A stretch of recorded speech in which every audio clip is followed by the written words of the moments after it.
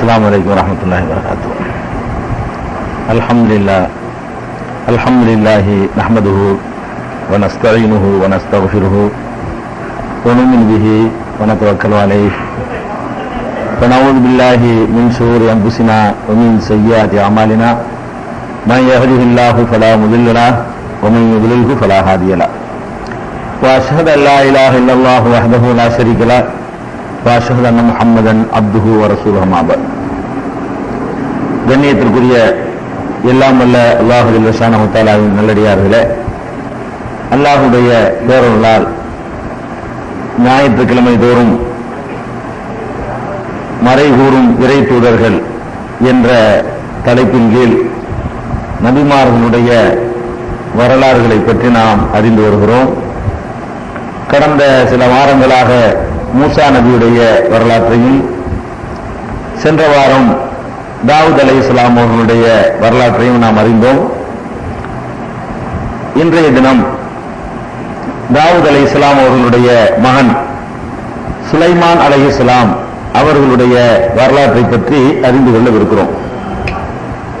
சுலைமான் நபி அவர்களுடைய வரலாறு ஏராளமான அற்புதங்கள் நிரம்பிய ஒரு வரலாறு. அவர்கள் அல்லாஹ் ரப்பல் ஆலமீன் திருமறை குர்ஆனில் 27வது அத்தியாயத்திலே 19வது வசனத்திலே சொல்லும் பொழுது, அவரும் அவருடைய பெற்றோர்களுமே நல்லடியார்களாக திகழ்ந்தார்கள் என்று அல்லாஹ் குறிப்பிடுகிறார். ரப்பி அவுஸிஅனி அன் அஷ்குர நிஅமத்தக அல்லதி அன்அம்த அலைய வ அலா வாலிதைய, எனக்கும் எனது பெற்றோர்கள் இருவருக்கும் நீ புரிந்த அருளுக்காக நன்றி செலுத்துகிற ஒரு வாய்ப்பை எங்களுக்கு தா என்று சுலைமான் அலைஹிஸ்ஸலாம் அவர்கள் இறைவனிடம் பிரார்த்தனை செய்ததாக இந்த வசனத்தில் அல்லாஹ் சொல்கிறான். இதை ஏன் நம்ம குறிப்பிட்டு சொல்கிறோம் என்று சொன்னால், சுலைமான் அலைஹிஸ்ஸலாம் அவர்களை பொறுத்த வரைக்கும் அவங்க ஒரு தவறான முறையில் பிறந்ததாகத்தான் மற்ற முந்தைய வேதக்காரர்கள் குறிப்பிடுகிறார்கள். அவங்களுடைய வேதங்கள்ல என்ன சொல்வார்கள் என்று கேட்டா, தாவூத் நபி அவர்கள் சென்ற வாரம் சொல்லியிருக்கிறோம், உரியா என்பவருடைய மனைவியோடு தவறான முறையில அவர் கைப்பற்றிக்கிட்டு அந்த உரியா என்ற பெண்ணை தனக்கு சொந்தமாக்கி கொண்டார். புருஷனை போருக்கு அனுப்பி அவனை கொல்ல விட்டு இவர் கைப்பற்றிக்கிட்டாரு என்ற ஒரு கட்டுக்கதை இருக்கிறது. அந்த உரியாவுடைய வழித்தோன்றல் தான் சுலைமான் நபி என்று, அதாவது முறையிலே தாவூத் நபி மேலேயும் ஒரு களங்கம். இவர் யாருன்னு கேட்டா, இவருடைய தாயார் உரியான்னு சொல்லி அவங்க சொல்லி எழுதிட்டு இருக்கிறார்கள் முந்தைய வேலைக்காரர்கள். இஸ்லாம் அதை மறுக்கு. இஸ்லாம் என்ன சொல்றதுன்னு கேட்டா, தாவூத் நபி அவர்களும் சரி, அவங்களுடைய மனைவி சுலைமான் நபியுடைய தாயாரும் சரி நல்லடியார்களாக திகழ்ந்தார்கள். முறையாக மனம் முடிக்கப்பட்டு ஒரு தாய் தந்தைக்கு தான் சுலைமான் நபி பிறந்தார்கள் என்பதை நம்ம ஃபர்ஸ்ட் வழங்கிக் கொள்ளணும். சுலைமான் நபி மேல நிறைய அவர் மீது நிறைய களங்கம், நிறைய அவதூறுகள் சொல்லி வைத்திருக்கிறார்கள். அப்ப இந்த எனக்கும் என்னுடைய தாய் தந்தை இருவருக்கும் நீ அருள் புரிந்ததற்காக வேண்டி நன்றி செலுத்தக்கூடியவனாக என்னை ஆக்குன்னு அவங்க கேட்டதுல இருந்து, இவர் எப்படி நல்லடியாரா இருந்தாரோ அது மாதிரியே உங்களுடைய தாயாரும் தந்தையரும் நல்லடியார்களாக திகழ்ந்தார்கள் என்பதை ஃபர்ஸ்ட் நம்ம வழங்கிக் கொள்ளணும். அடுத்தது சுலைமான் நபியை பற்றி அறிந்து கொள்ள வேண்டிய விஷயம் என்னன்னு கேட்டா, அவருக்கு கொடுக்கப்பட்ட அளப்பரிய அறிவு தாவூத் நபிக்கு கொடுக்கப்பட்ட மாதிரியே சுலைமான் நபி அவர்களுக்கு அளப்பரிய அறிவு கொடுக்கப்பட்டதாக திருமறை குர்ஆனும் சொல்கிறது. ஹதீசுகளையும் நம்ம அதை பார்க்கிறோம். 21வது அத்தியாயம் 79வது வசனத்தில் அல்லாஹ் சொல்கிறான், தாவூது சுலைமான் ரெண்டு பேரை பற்றியும் நீங்கள் நினைவு கூறுங்கள். இது யஹ்குமான் ஃபில் ஹர்ஃபி, ஒரு பயிர் விஷயத்தில், பயிர்னா ஒரு விளைச்சல் நிலம் குறித்து ரெண்டு பேருமே தீர்ப்பளிக்கிறாங்க.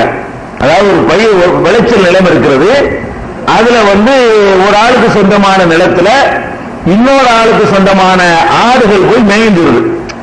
நிலம் ஒரு ஆளுக்கு சொந்தம், ஆடு இன்னொரு ஆளுக்கு சொந்தம். இன்னொரு ஆளுக்கு சொந்தமான ஆடு வேற ஒருத்தருடைய நிலத்தில் போய் மேய்ந்து விடுகிறது. மேய்ந்த உடனே அந்த வழக்கு வருது. அப்ப தாவூத் நபி அவர்கள் அதுக்கு ஒரு தீர்ப்பளிக்கிறாங்க.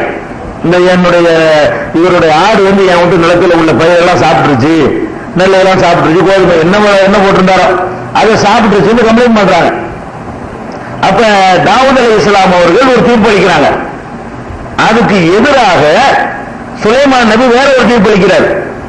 அதான் கரெக்டான தீர்ப்பு, நல்லா சொல்றான். தாவூத் நபி ஒரு தீர்ப்பு அளிக்கிறார்கள். ஆனால் தாவூத் நபி அளித்த தீர்ப்பை விட சுலைமான் நபிக்கு நாம் சரியான ஒரு விளக்கத்தை கொடுத்தோம்.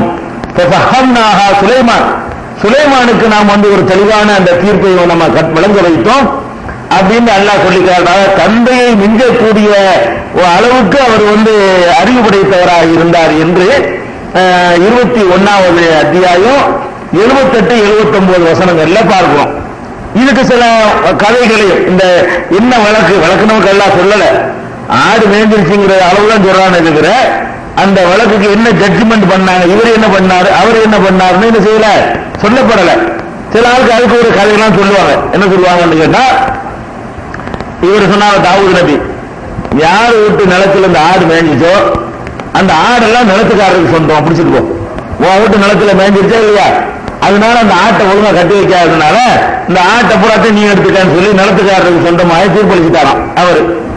உடனே சுலைமான் நபி குறுக்கிட்டா சரியில்லை, அப்படி செய்யக்கூடாது, அதுக்கு என்ன செய்யணும்னு கேட்டா, அந்த ஆடு மேய்கிறதுக்கு முன்னாடி இந்த பயிர் எந்த அளவுக்கு இருந்துச்சோ அந்த அளவுக்கு வளர்த்து கொடுக்குற வரைக்கும் இவங்க இந்த ஆடு இருக்கட்டும், அதுல பயன்பெற்று கொள்ளட்டும். வளர்த்த பிறகு ஆட்டை திருப்பி கொடுத்துருங்க, இதுக்கு இது பெரிய தண்டனையா இருக்குது அப்படின்னு அவர் சொன்னாராம். இது அற்புதமான தீர்ப்பா இருக்குன்னு தாவூத் நபி ஏற்றுக்கிட்டாங்கன்னு சொல்லி நிரூபிச்சிருக்காங்க. அவங்களா ஊக்கம் பண்ணி அது நமக்கு தேவையில்லை. ஏதோ 2 பேரும் தீர்ப்பு வழங்கி இருக்கிறாங்க. அது தாவூத் நபி தீர்ப்பை விட சுலைமான் நபியுடைய தீர்ப்பு கொஞ்சம் ஏற்று அதிகமான அறிவுபூர்வமானதாக நியாயமானதா இருந்திருக்குது என்பதை மட்டும் தெரிஞ்சுக்கிட்டா போதும். இது கதை தான். அதே மாதிரி இந்த தாவூத் நபி தந்தையை விட சுலைமான் நபி அதிக அறிவு படைத்தவர்கள் என்பதற்கு நம்ம சென்ற வாரம் சொன்ன அந்த சம்பவம், இந்த குழந்தை மேட்டர் இருக்குல்ல, அதுல தாவூத் நபி சம்பந்தப்பட்டது.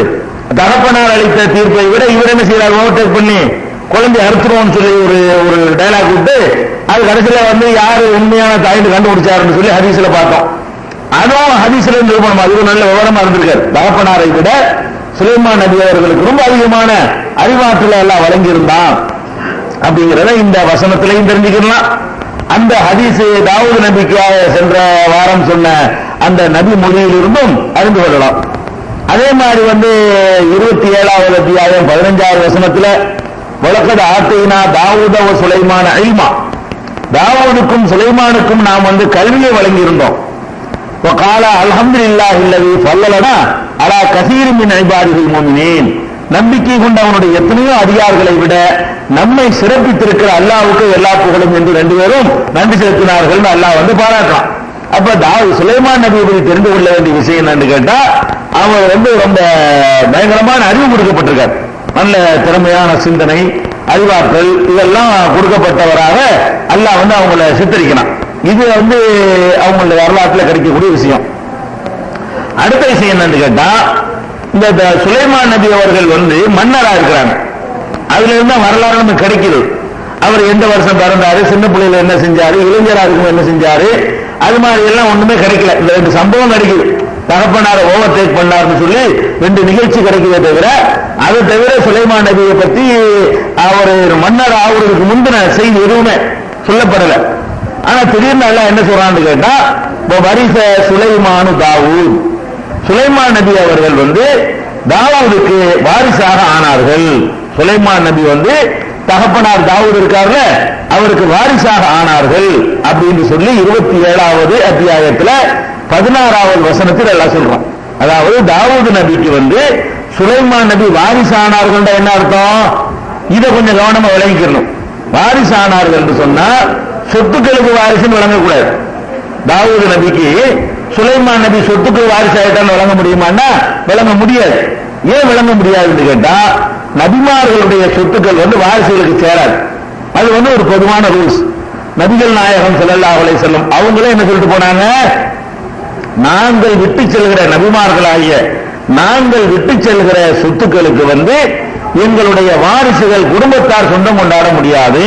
மாத்தரக்குனாக சதகா, நாங்கள் விட்டு செல்லக்கூடிய சொத்துக்கள் எல்லாம் பொது நிதியிலே சேர்க்கப்பட வேண்டும் என்று நபிகள் நாயகம் ஸல்லல்லாஹு அலைஹி வஸல்லம் அவர்கள் சொல்லியிருக்கிறார்கள். இந்த சொல்லை நீங்கள் புகாரியில 3712, 3093, 4036, 4241, 6725, 6730 ஆகிய ஹதீசுகள்ல புகாரியில பார்க்கலாம். இதுல என்ன வரும் கேட்டா, நபிகள் நாயகம் ஸல்லல்லாஹு அலைஹி வஸல்லம் விட்டுட்டு போன ஒரு சொத்தை அவங்க மகள் பாத்திமா நாயகி அவர்கள் கேட்டு வருவாங்க. யார்கிட்ட கேட்பாங்க? அபூபக்கர் சித்திக் ரலியல்லாஹு அன்ஹு, அடுத்த ஜனாதிபதி இருக்காங்க இல்லையா, அவங்கள்ட்ட எங்க தகப்பனார் விட்டுட்டு போன ஒரு நிலம் ஒண்ணு இருக்கிறது, அதை எங்களுக்கு தந்துடணும், நாங்க கஷ்டப்படுறோம் என்று கேட்பாங்க. அப்ப அபூபக்கர் சித்திக் சொல்லுவாங்க, என்னுடைய குடும்பத்தாரை விட நான் உங்களை ரொம்ப நேசிக்கிறேன்.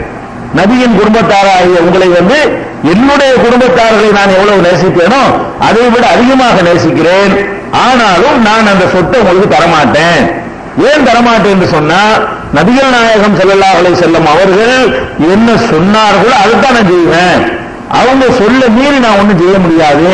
அவங்க என்ன எங்களுக்கு சொல்லியிருக்கிறாங்க என்று கேட்டா, நபிமார்களாகிய நாங்கள் விட்டு செல்லக்கூடிய சொத்துக்கள் எல்லாம் சதகா, மா தரக்குனாகு சதகா, நாங்கள் விட்டு சென்ற சொத்துக்கள் எல்லாம் சதகா நடத்த எல்லாத்துக்கும் பொது, குடும்பத்துக்கு சொன்ன இல்லை, அது தர்மம், பொதுவாக சேர்த்து விட வேண்டும் என்று சொல்லிட்டாங்கன்னு சொல்றாங்க. இது நபிகள் நாயகம் ஸல்லல்லாஹு அலைஹி வஸல்லத்துக்கு இதனாலேயே அலி ரலியல்லாஹு அன்ஹு அபூபக்கருக்கு மத்தியில ஒரு மோதல் இருந்தது. பாத்திமா நாயகிக்கு அபூபக்கருக்கு மத்தியில கூட மனஸ்தாபம் நீண்ட காலத்துக்கு இருந்தது. அவங்களுக்கு புரிஞ்சு கொள்ள முடியல. பாத்திமா நாயகிக்கு இந்த மேட்டரை புரிஞ்சு கொள்ள முடியல. நம்ம சொத்தை நமக்கு தரமாட்டேங்கிறாங்களே என்று அவங்க நினைச்சாங்களே தவிர அதை புரிஞ்சுக்கல. பெரிய பிரச்சனைகள்லாம் அதனால ஏற்பட்டுச்சுன்னு வைங்களேன். அப்ப இதுல எதுக்கு நம்ம சொல்ல வரோம்னு கேட்டா, நபிமார்களாக இருக்கக்கூடியவர்கள் எந்த சொத்தை விட்டுட்டு போனாலும் அவங்க பிள்ளைகளுக்கு சேராது.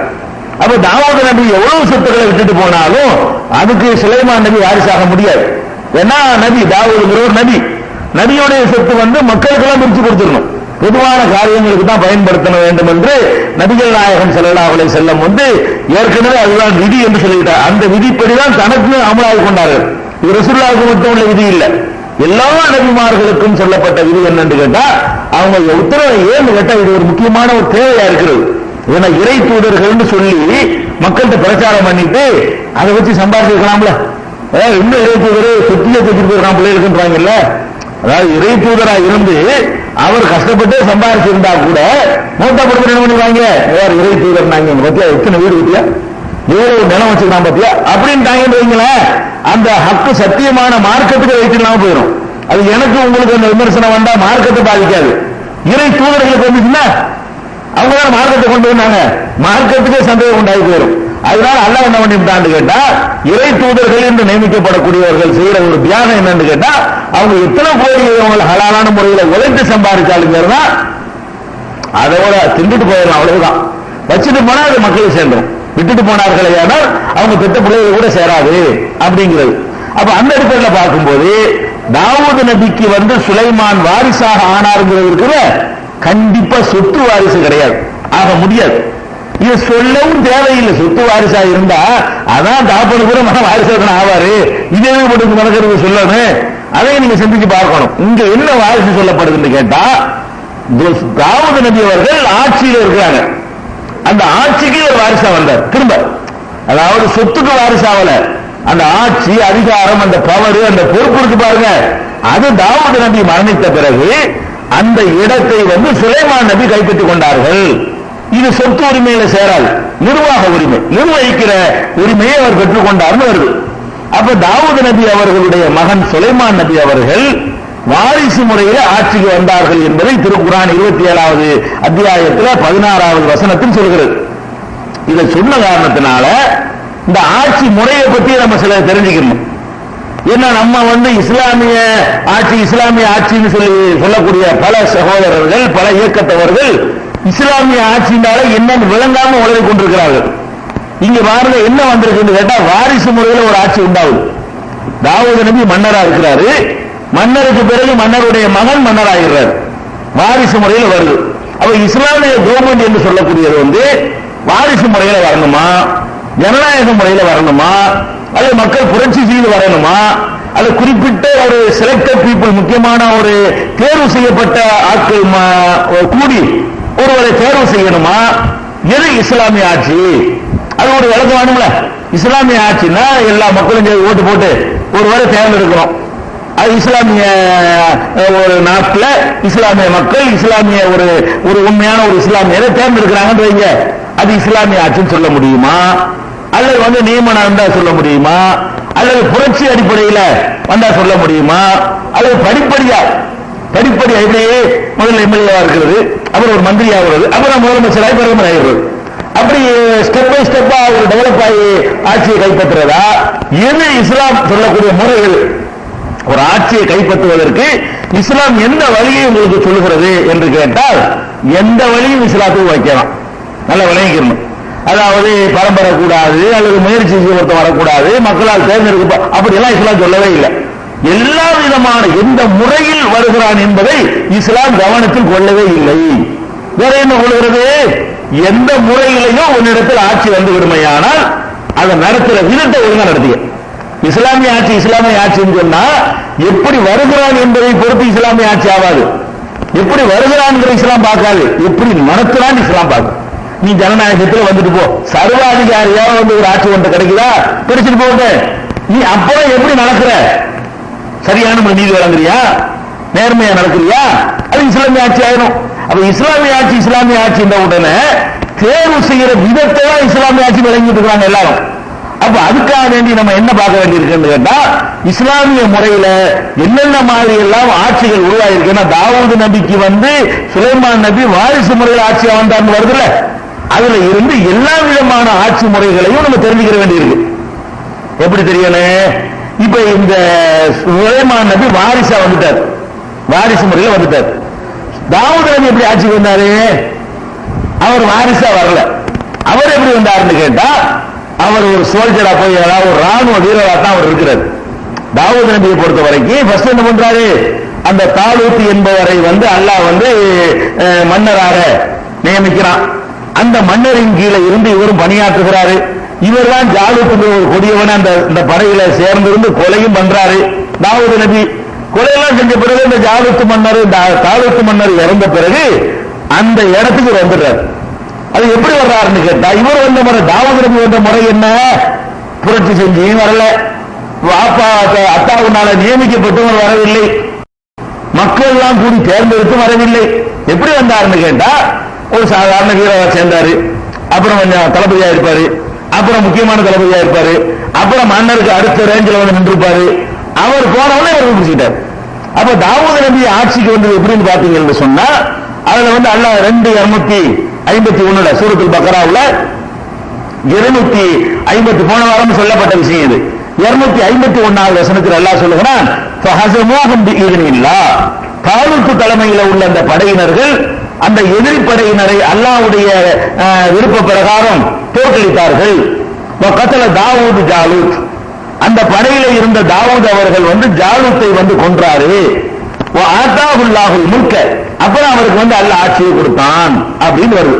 அப்ப ஒரு வீரராக இருந்து அந்த காரியத்தை நிகழ்த்துறாரு, அப்புறம் ஆட்சியை கொடுக்கிறான். இதுல என்ன விளங்குது? இவர் படிப்படியாக முன்னேறி ஆட்சிக்கு வந்திருக்கிறார். ஆரம்ப காலத்துல அடிமையா இருக்கிறாங்க, அதுக்கப்புறம் சிறைச்சாலைக்கு போறாங்க, அதுக்கப்புறம் ஒரு மன்னரின் கீழ மந்திரியா இருக்கிறாங்க, அதுக்கப்புறம் என்ன ஆகுதுன்னு கேட்டா அவரே மன்னர் ஆயிடுறார். இது என்ன இருக்குது? இது சூரா யூசுஃப்லயே எங்கெல்லாம் நீங்க பார்க்கலாம்னு கேட்டா, அதாவது 12:55 12வது அத்தியாயம் 55வது வசனத்துல அல்லாஹ் என்ன சொல்றான்னு கேட்டா, யூசுப் நபி கேட்கிறாங்க, ரப்பி ஜஅல்னி அலா ஹஸாயினில் அர்தி.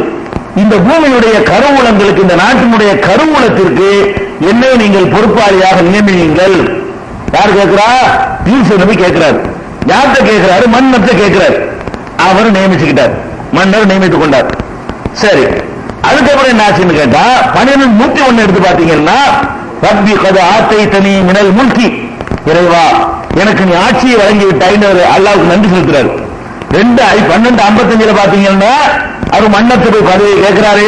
அந்த மன்னர் சட்ட பிரகாரம் அவர் நடவடிக்கை எடுத்தார் என்றெல்லாம் 12:76 இருக்குது. 12:55 பதவியை கேட்கிறாரு. 12:76 வசனத்தை பாத்தீங்கன்னு சொன்னா அந்த மன்னர் சட்ட பிரகாரம் நடவடிக்கை எடுத்தாரு, அமுல்படுத்தினார் வருகிறது. 12:101 போனீங்கன்னா அதே சூறாவுல 101வது வசனத்தை பாத்தீங்கன்னா ஆட்சியை தந்த இறைவனுக்கு நன்றி செலுத்துறாரு.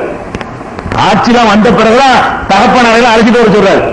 தகப்பனாரெல்லாம் வேற நாட்டில் இருக்கிறாங்க, தகப்பனாரு சகோதரர்களும் அழைத்து வர சொல்லி அவர்களுக்கு கண்ணியப்படுத்தினார. அந்த நேரத்தில் அவர் சொல்லுகிறார், ரப்பி இறைவா அது ஆத்தைத்தனி மினல் முல்கி, எனக்கு ஒரு ஆட்சியை நீ எனக்கு தந்திருக்கிறாய், ஹிக்மத்தை தந்திருக்கிறார், ஏராளமான ஞானத்தை தந்திருக்கிறாய் என்று அவர்கள் இறைவனுக்கு நன்றி செலுத்தினார்கள். அப்ப இந்த யூசுப் நபி அவர்கள் யாக்கூப் நபியிட்ட இருந்து ஆட்சியை கைப்பற்றினாங்க, தகப்பன் இருந்து இல்ல. அவர் எங்க இருந்தார், எங்க இருந்தார், அனாதையா அடிமையா வந்து விற்கப்பட்டாங்க, குற்றம் சுமத்தப்பட்டு சிறையில் அடைக்கப்பட்டாங்க. ஒரு மந்திரி பதவி கிடைச்ச உடனே அதை வச்சு அழகா செயல்பட்டு அப்படி அப்படி அப்படி ரெண்டாவது இடத்துக்கு வந்து, ரெண்டாவது இடத்துக்கு வந்துட்டாலும் முதல் போன வந்து உட்காந்துடலாம, முதல் போன என்ன பண்ணிட்டாரு, இவரு இவர் கையில் எடுத்துக்கிட்டாரு. அப்போ ஒரு ஆட்சி தலைவர் ஆகுறது வந்து தாவூது நபி மாதிரி, சுலைமான் யூசுப் நபி மாதிரி ஒரு சாதாரண ஒரு நிலையில இருந்து படிப்படியாக உயர்ந்து ஒருவர் ஆட்சியை கைப்பற்றலாம். இந்த ரெண்டு பேரும் தப்பான ஆட்சியை பண்ணிருப்பாங்க. ரெண்டு பேரும் நபிகள், தாவூது அல்லாஹ்வுடைய தூதர், யூசுப் அல்லாஹ்வுடைய தூதர். இவர்கள் வந்து தவறான முறையில் வந்து ஆட்சி பண்ணாங்கன்னு சொல்ல இயலாது. அப்ப ஒருவன் உழைத்து படிப்படியாக முன்னேறி ஆட்சியை கைப்பற்றலாமான்னு கேட்டா, அப்படி ஒரு வாய்ப்பு அல்லாஹ் தந்தால் நீங்கள் கைப்பற்றிக் கொள்ளலாம். கீழே இருந்து போய் அப்படி மேல போய் பிடிச்சுக்கலாம். அதுவும் இஸ்லாமிய ஆட்சி தான். இது ஒண்ணாச்சா. அதுக்கப்புறம் என்ன, நபிகள் நாயகம் ஸல்லல்லாஹு அலைஹி வஸல்லம் வாங்க, அவங்க என்ன பண்றாங்கன்னு கேட்டா, புகாரியில 7218 அதுல என்ன இருக்குன்னு கேட்டா, உமர் ரலியல்லாஹு அன்ஹு அவங்கள்ட்ட வந்து கேட்கிறாங்க மக்கள், நீங்க அடுத்த ஆட்சியாளர் நியமிச்சுட்டு போங்களேன். எப்ப கேட்கிறாங்கன்னு கேட்டா, உமர் ரலியல்லாஹு அன்ஹு கத்தியால் குத்தப்பட்டுறாங்க. அவங்க குத்தப்பட்டு கொஞ்ச நாள் இருந்துதான் இறந்து போறாங்க. மரணம் நெருங்கிருச்சுன்னு உங்களுக்கு தெரிஞ்சு போச்சு. அப்ப நீங்க மரண அவஸ்தையில் இருக்கிறீங்க, போறீங்க. இந்த காலத்தில் உள்ள நவீன மருத்துவம்லாம் இல்லையில, அது வாட்டு வெட்டம் ஓடிக்கிட்டே இருக்கு, இனிமே ஆள் சேர மாட்டாங்கன்னு சொல்லும் பொழுது கேட்கிறாங்க, அலா தஸ்தக்லி, நீங்கள் ஒரு ஆளை நியமிச்சுட்டு போங்களேன். உமர் ரலியல்லாஹு அன்ஹு வந்து அந்த காலத்து மக்கள் எல்லாம் கேட்கிறாங்க, நீங்க போயிட்டீங்கன்னா நாடு 2000 கூடாது, யாரையா நியமிச்சுட்டு போங்க அப்படின்னு கேட்கிறாங்க. அப்ப அவரு சொல்றாரு, நான் நியமிச்சுட்டு போனாலும் நான் செஞ்ச தப்பு கிடையாது, நான் யாரையும் நியமிக்காமல் போனாலும் அதுவும் தப்பு இல்லை அவர் சொல்றாரு.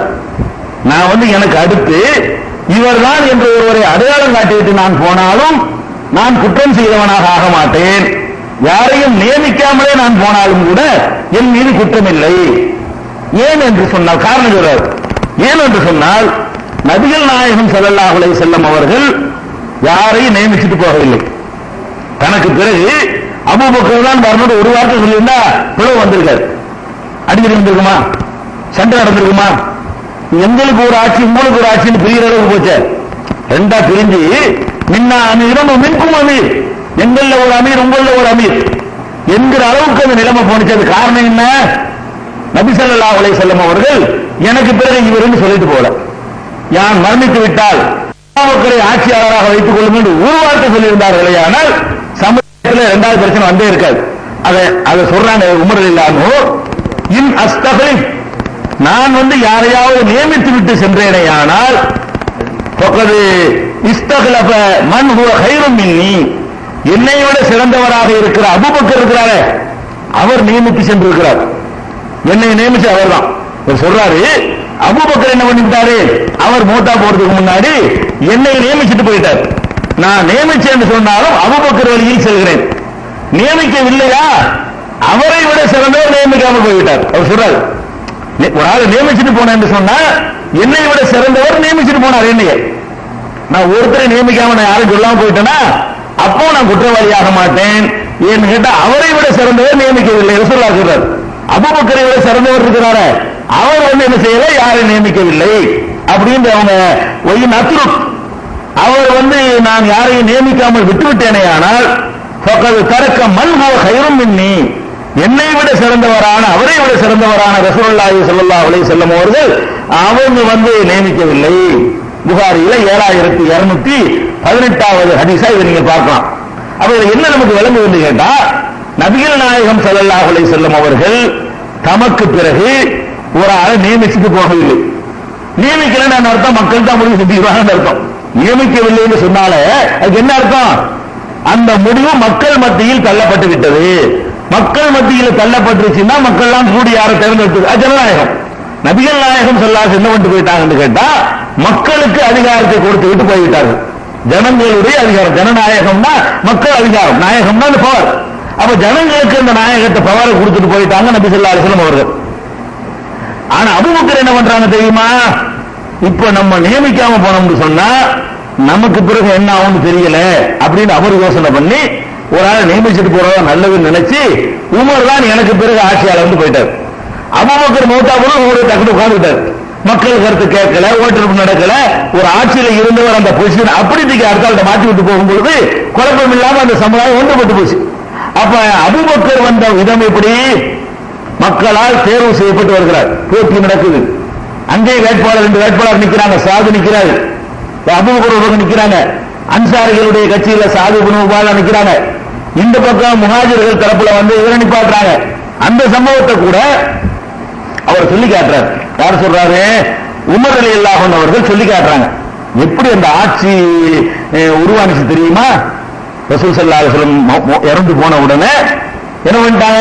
எங்களுக்கு ஒரு அமீர், உங்களுக்கு ஒரு அமீர் என்றெல்லாம் அந்த மாதிரி பிரிஞ்சு கிடக்கிற நேரத்தில் அன்சாரிகள் எல்லாம் தனியா ஒரு இடத்துல கூடிவிட்டார்கள். முஸ்லீம்கள் ஒன்றுபட்டிருந்தவர்கள் என்ன பண்ணிட்டாங்கன்னா உள்ளூர் வாசி வெளியூர் வாசின்னு பிரிஞ்சிட்டாங்க. வெளியூர்ல இருந்து வந்தவர்கள் ஒரு தனி குரூப்பு, உள்ளூர்காரங்க ஒரு குரூப்னு ஆயிடுச்சு. அப்ப வெளியூர்காரர்கள் எல்லாம் வந்து தனியா ஒதுக்கி விட்டுட்டு உள்ளூர் ஆட்கள் எல்லாம் வந்து பனு சாயிதாவுடைய அந்த வீட்டுல போய் எல்லாம் கூடி என்ன பண்ணிட்டாங்க? ஆலோசனை பண்ணிட்டு இருந்தாங்க. அப்ப என்ன பண்றாங்கன்னு அபூபக்கர் 2 பேரும் போறாங்க. சமுதாயம் பிரிஞ்சிடக்கூடாது, அப்ப நம்ம போய் என்ன செய்வோம், மக்களுக்கு எடுத்து சொல்லுவோம் அப்படின்னு சொல்லி அந்த சபையை போய் தேடி சென்று அன்சாரிகள்கிட்ட போய் விளக்குறாங்க. பிரிஞ்சிடக்கூடாது, அதனால நீங்க வந்து என்ன செய்யுங்க, ஒரு தலைமையில் இருப்போம், 2 தலைமை நமக்கு வேணாம், யார் தகுதியானவர்கள் பாருங்க, இன உணர்வா நீங்க பார்க்காதீங்க, உள்ளூர் வெளியூர்னு பார்க்காதீங்க என்றெல்லாம் அவர் அறிவுரை சொல்லிட்டு என்ன பண்ணாருன்னு கேட்டா சொன்னாரு. உமரே கையை நீட்டு, நான் உன்னிடத்துல பையத் செய்கிறேன். உமர்கிட்ட சொல்றாரு அபூபக்கர், நான் உன்னை தலைவராக ஏத்துக்கிறேன், எல்லாரும் ஏத்துக்கிறீங்களான்னு கேட்ட உடனே உமரை எல்லாம் டக்குன்னு மாத்தி ஆகத்திரி டேஞ்சரான வேலையை செய்யறாரு சொல்லிட்டு நீங்க தான் தலைவர்னு அவர் நினைச்சிட்டா டக்குன்னு அவரு உறுதிமொழி எடுத்துட்டாரு. அதுக்கப்புறம் எல்லாரும் கூட்டமா அங்க இருந்த அன்சாரிகள்லாம் டக்குன்னு கலைஞ்சு அபூபக்கர்னா ஓகே ஃபிட்டு, ஆள் நம்ம எந்த ஊர்னு பார்க்க வேணாம், ரொம்ப தகுதியானவர் அப்படின்னு அவங்க வந்து தேர்ந்தெடுத்துட்டாங்க. அப்ப இந்த சம்பவத்தை உமர் ரலியல்லாஹு விரிவான முறையில சொல்றாங்க. அப்ப எதுக்கு இதை நம்ம சொல்றோம்னு கேட்டா, நபி ஸல்லல்லாஹு அலைஹி வஸல்லம் அவர்களுக்கு பிறகு தேர்வு செய்யப்பட்ட ஆட்சி 2 வேட்பாளர் நிறுத்தப்பட்டு எந்த பக்கம் மக்களுடைய கருத்து அதிகமா போனுச்சு, எல்லாரும் ஏகமானதான் தேர்ந்தெடுக்கல. அபூபக்கருக்கு வந்து அலி வந்து பையத்தை செய்ய மாட்டேன்றார். எல்லாரும் ஏகமானதா கூடிய முடிவு எடுத்தாங்கன்னு நினைக்கிறீங்க? இல்ல, அலி ரலியல்லாஹு அன்ஹு அவர்களும் அவங்களை சேர்ந்த சில சிறுபான்மையான ஒரு எண்ணிக்கையில் உள்ளவர்களும் நாங்கள் அபூபக்கரை ஆட்சி தலைவராக ஏற்றுக்கிற மாட்டோம்னு சொல்லி அவர் வந்து ரொம்ப காலத்துக்கு பிறகு 6 மாசத்துக்கு பிறகுதான் வந்து உறுதிமொழி கொடுத்து ஏற்றுக்கிட்டார். அந்த சந்தர்ப்பத்தில் அவர் ஏற்றுக்கிற மாட்டேன்னு சொல்லிட்டாரு. அப்ப பெரும்பாலான மக்கள் கூடி என்ன பண்ணாங்கன்னு கேட்டா ஒரு ஆட்சியை தேர்ந்தெடுத்தாங்க. அதான் ஜனநாயகங்கிறது. ஜனநாயகம் சொன்னா பெரும்பாலானவங்க கூடி எதை தேர்ந்தெடுக்கிறார்களோ அதுவே அமலாக்கு. அப்பதான் சரியா வரும். இப்ப நம்ம 100 பேர் ஒரு நாட்டில் இருக்கிறோம், நம்ம புரிஞ்சு 100 பேர் இருக்கிறோம், 75 பேர் ஒரு ஆளை தேர்ந்தெடுக்கணுங்கிறாங்க, 25 பேர் இன்னொரு ஆளை தேர்ந்தெடுக்கணுங்கிறாங்க. எது சாத்தியமா ஆகும்? 25 பேர் சொல்றவர்கள் தலைவர் ஆயிட முடியுமா? உருவான 75 பேர் இது நடக்குமான்னு கேட்டாங்க. பெரும்பாலான மக்கள் சரி கட்டினா மட்டும்தான் ஒரு கவர்மெண்ட் நிலை பெற முடியும். பெரும்பான்மையானவர்கள் எதிர்த்தார்களே ஆனால் எந்த கவர்மெண்ட் உருவாக வழியே கிடையாது. அதனால நபி ஸல்லல்லாஹு அலைஹி வஸல்லம் அவர்கள் விட்டுட்டு போன முறை என்னன்னு கேட்டா மக்களால் தேர்ந்தெடுக்கணும் விட்டு போயிட்டாங்க. அதுக்கடுத்து அபூபக்கர் என்ன பண்ணிட்டு போனாங்கன்னு கேட்டா நியமனம் பண்ணிட்டு போனாங்க என்பதற்காக பார்க்கிறோம். அதே நேரத்தில் உமர் என்ன பண்ணினாரு? இந்த ரெண்டையும் செய்யறவர் பாருங்க, 3வது வேற வேலை செஞ்சு போயிட்டாரு. அவர் என்ன செஞ்சாருன்னு கேட்டா ஒரு ஆளை நியமிச்சுட்டு போயிருக்கலாம். அவரு நியமிச்சுட்டு போனாருன்னா அபூபக்கர் வழின்னு போயிடலாம், அதை நியமிக்காம ஒண்ணுக்கெல்லாம் போயிருக்கலாம், அது ரசூல் ஸல்லல்லாஹு அலைஹி வஸல்லம் வழியிலாவது போயிடும். இவர் என்ன பண்றாருன்னா அந்த காயம் வேதனைகளை யோசிச்சு பார்த்துட்டு ஒரு சஜஷன் மக்கள் வச்சுட்டு போறாரு. என்ன சொல்றாரு தெரியுமா? மக்களே, நான் ஒரு ஆளை திணிக்க நான் விரும்பவில்லை, நான் அபூபக்கர் லெவல்ல உள்ளவன் கிடையாது, நான் சொன்னோட ஏற்றுக்கணுங்கிற அளவுக்கு நான் வந்து விரும்பவில்லை. அதனால நபிகள் நாயகம் ஸல்லல்லாஹு அலைஹி வஸல்லம் அவர்கள் ரொம்ப நெருக்கமானவர்களாக செலக்ட் பண்ணி வச்சிருந்த ஒரு 10 பேரை நமக்கெல்லாம் தெரியும். சொர்க்கத்திற்கு நற்செய்தி சொல்லப்பட்ட 10 சஹாபாக்கள். அந்த 10 பேர் வந்து சொர்க்கவாசிகள் என்று நபிகள் நாயகம் ஸல்லல்லாஹு அலைஹி வஸல்லம் அவர்களால் இந்த உலகத்திலே சொல்லப்பட்டவர்கள். அந்த 10 பேர்ல அபூபக்கர் மௌத்தா போயிட்டாரு, ஆல்ரெடி இறந்துட்டாரு. 9. அந்த 9ல வந்து இவர் ஒரு ஆளு மௌத்தா போயிட்டு இருக்கிறார். உமர் ரலியல்லாஹு அன்ஹு நினைக்கிறாரு மௌத்தா போயிட்டு இருக்கிறாரு. அப்ப அவரும் போயிட்டாருன்னா மீதி உள்ள ஆளுக்கு என்ன 8 பேர். 8 பேர்ல வந்து ஒருவர் வந்து அதுக்கு முன்னாடி இறந்து போயிட்டாரு, 7 பேர். இன்னும் ஒருத்தர் வந்து உமர் ரலியல்லாஹு அன்ஹு சொந்தக்காரர், அவர் வெட்டிவிட்டாங்க. மீதி 6 பேர். இப்படி தேர்ந்தெடுக்கிறாங்க, சொந்தக்காரர் வரக்கூடாது. அதனால என்ன பண்றாருன்னு கேட்டா 6 நபர்களை நான் சொல்கிறேன். இந்த 6 நபர்களும் நபிகள் நாயகம் ஸல்லல்லாஹு அலைஹி அந்த 6 யார் லிஸ்ட் சொல்றேன். அவர் சொன்ன செய்திகள் 10 பேர்ல 2 பேர் போயிட்டாங்க, 8 பேர். 8ல ஒரு ஆளு ஆல்ரெடி மௌத்தா போயிட்டாரு, 7 பேர். 7ல ஒரு ஆள் இவருக்கு சொந்தக்காரர் தரமாட்டேன், சொந்தக்காரர் விட மாட்டேன். மீதி உள்ள 6 பேரை நான் சொல்கிறேன். இந்த 6 பேரும் சொர்க்கவாசிகள் என்று நபிகள் நாயகம் ஸல்லல்லாஹு அலைஹி வஸல்லம் அவர்களால் நற்செய்தி சொல்லப்பட்ட சிறந்த நன்மக்கள். இந்த 6 பேரும் கூடி யாரை சொல்கிறார்களோ அவரை தேர்ந்தெடுத்துக் கொள்ளுங்கள் அப்படின்னு போயிட்டார். பொலிட்பியூரோ விட்டு விட்டார். இவர் என்ன பண்ணிட்டாருன்னா அனைத்து மக்களுக்கு உரிமையை கொடுக்காம ஒரு பொலிட்பியூரோ மங்கல்ல, அதாவது குறிப்பிட்ட சில தேர்வு செய்யப்பட்டவர்கள் கூடி தேர்வு செய்வது, எல்லாருக்கும் அந்த உரிமையை கொடுக்கல இவர். இது 3வது வகையான ஆட்சி. அப்ப அபூபக்கர் வந்த விதம் ஜனநாயகத்தில் வர்றாரு, உமர் ரலியல்லாஹு அன்ஹு வந்த விதம் நியமனத்தில் வர்றாரு. உமருக்கு பிறகு வந்த ஆட்சியாளர் எப்படி வர்றாருன்னு கேட்டா செலக்ட் நல்லவர்கள் பொறுக்கெடுக்கப்பட்டவர்கள் கூடி தலைவரை தேர்ந்தெடுப்பது. அந்த 6 பண்ணிட்டு போயிட்டால மக்களுக்கு குழப்பம் வரல. சரியான அந்த 6 பேர் சொன்னா கரெக்டா நம்ம ஏத்துக்கிறோம். மன ரீதியாக மக்கள் என்ன செஞ்சிட்டாங்க, இந்த 6 பேர்ல ஓகே, இந்த 6 பேர் எந்த கரப்ஷன் இல்லாத ஆளுக்கு, சுத்தமான ஆளுக்கு. அந்த 6 பேர் யாரு அவர் சொல்றாரு. அதாவது சொல்றாரு, இன்னி லா அலமு அஹதன். ரொம்ப உமர் ரலியல்லாஹு அன்ஹு இந்த கடைசி கட்டம் இருக்குது, சுப்ஹானல்லாஹ், ரொம்ப ஒரு அற்புதமான அவர் அந்த பரிசுத்தத்தை மரணிக்கிற நேரத்திலையும் கூட அப்படி பர்ஃபெக்டா நிரூபிச்சுட்டு போறார் உமர் ரலியல்லாஹு அன்ஹு. என்ன பண்றாங்க தெரியுமா, அந்த கத்திக்காய அந்த குத்துப்பட்ட உடனே வந்து ஆயிஷா நாய்க்கு ஆள் அனுப்புறாங்க. நான் மரணித்து விடுவேன் போது என்னை அடக்கம் பண்ணணும். நீங்க இப்பவே போய் ஆயிஷா நாய்கிட்ட போய் அவங்க இடத்துல ரசூல் அடக்கப்படுறாங்க. ரசூல் ஸல்லல்லாஹு அலைஹி வஸல்லம் வந்து அடக்கம் செய்யப்பட்டது வந்து ஆயிஷா நாய்க்கு சொந்தமான இடத்துல தான், கபர்ஸ்தான் அடக்கம் செய்யப்படல. ஆயிஷா நாயகி மடியில இறந்து போனாங்க, ஆயிஷா நாயகி வீட்டுல தான் அடக்கம் செய்யப்பட்டிருக்கிறாங்க ரசூல் ஸல்லல்லாஹு அலைஹி வஸல்லம். அது ஆயிஷா நாயகிக்கு சொந்த ப்ராப்பர்ட்டியா இருக்குது. பக்கத்துல தந்தை அபூபக்கர் அடக்கம் பண்ணியாச்சு. அப்ப அவங்க கேட்டு விடுறாங்க, நான் ஏதோ மரணத்தை தழுவி கொண்டிருக்கிறேன், நீங்க இப்பவே போய் ஆயிஷா நாயகிட்ட கேளுங்க, நான் மரணித்த பிறகு என்னையும் அவர் அடக்க சம்மதிக்கிறாரா என்று கேட்டு வந்துட்டு சொல்லுங்க அப்படின்னு சொல்லி விடுறாங்க. சொல்லோட கேட்கிறாங்க. ஆயிஷா நாயகி வந்து அப்ஜெக்ஷன் பண்ணல, எனக்கு எந்த ஆட்சேபனை இல்லை, நல்லா அடக்கம் செய்யட்டும் என்று அவங்க சொல்லி அனுப்பிடுறாங்க. ஆனா அந்த மரணிக்க நேரத்தில் இன்னொரு தடவை சொல்றாங்க, நான் ஆட்சியில் இருக்கிறதுனால கூட அவங்க சொல்லியிருக்கலாம்ல, அதனால உயிர் இருந்துகிட்டு இருக்கல, நீங்க என்ன செய்யணும், நான் மௌத்தா போன பிறகு என்னுடைய உடலை கொண்டு வாசல் வச்சு இன்னொரு தடவை நீங்க கேட்கணும், நீங்க அடக்கம் செய்யலாமான்னு நீங்க கேளுங்க, சரின்னு சொன்னா தான் நீங்க அடக்கம் செய்யணும், இல்லைன்னா பொது கபர்ஸ்தான்ல கொண்டு நான் அடக்கம் பண்ணிருங்க. மற்றவர்கள் அவ்வளவு நேர்மை, அதாவது நம்ம ஆட்சியில் இருக்கிறதுனால ஆயிஷா நாயகி சொல்லியிருப்பாங்களோ, மரணித்த பிறகு என்ன சொல்றாங்கன்னு உறுதிப்படுத்திட்டவங்க 2வது தடவையும் கேளுங்கிறாங்க. ஒரு ஜனாசா கொண்டு வச்சுக்கிட்டு ஒரு தடவை கேளுங்க அப்படின்னு சொல்றாங்க. அதை சொல்லிவிட்டு அடுத்து என்ன செய்யறாங்கன்னு கேட்டா, இது எல்லாமே புகாரியில வந்து 1392 இந்த வரலாறு வந்து 1392வது ஹதீஸை படிச்சீங்கன்னு சொன்னா இவ்வளவு பர்ஃபெக்டான ஒரு நல்லடியாராக உமர் ரலியல்லாஹு அன்ஹு இருக்கிறாங்கன்னு விளங்கிடும். அப்ப அவங்க என்ன பண்றாங்கன்னு கேட்டா, இன்னி லா அலமு அஹதன் அஹக்க பிஹாதல் அம்ரி, இந்த அதிகாரத்திற்கு தகுதி உடையவர்களாக மின் ஹாவுலாயின் நபரில்லதீன தூஃபிய ரசூலுல்லாஹி ஸல்லல்லாஹு அலைஹி வஸல்லம் வஹுவ அன்ஹும் ராதில், நபி ஸல்லல்லாஹு அலைஹி வஸல்லம் அவர்கள் யார் மீது திருப்தி கொண்ட நிலையில் மரணித்தார்களோ இந்த 6 பேரை தவிர வேற யாருக்கும் இந்த அதிகாரத்தில் தகுதி இருப்பார் நினைக்கவில்லை. இந்த 6 பேர் நான் சொல்ல போறேன், இந்த 6 பேரையும் ரசூல் ஸல்லல்லாஹு அலைஹி வஸல்லம் மனப்பூர்வமா திருப்தி கொண்டிருந்தார்கள், அப்படிப்பட்ட நல்லடியார்கள் அப்படின்னு சொல்லிட்டு அவர் சொல்றாரு. இந்த 6 பேரும் யாரை ஃபமனிஸ்தஹலஃபு பாதி, எனக்கு பிறகு இந்த 6 பேரும் கூடி யாரை நியமிக்கிறார்களோ ஃபஹுவல் கலீஃபா, அவர்தான் ஜனாதிபதி, ஃபஸ்மவு அத்தீவு, செவிமடுங்கள் கட்டுப்படுங்கள் என்று சொல்லிவிட்டு பேரை சொல்றார். சம்மா உஸ்மான், ஒன்னு உஸ்மான் குறிச்சுக்கிறேன், அலி, 2வது அலி, 3வது தல்ஹா, 4வது ஜுபைர், 5வது அப்துல் ரஹ்மான் இப்னு அவுஃப், 6வது வந்து சாத் இப்னு அபி வக்காஸ்.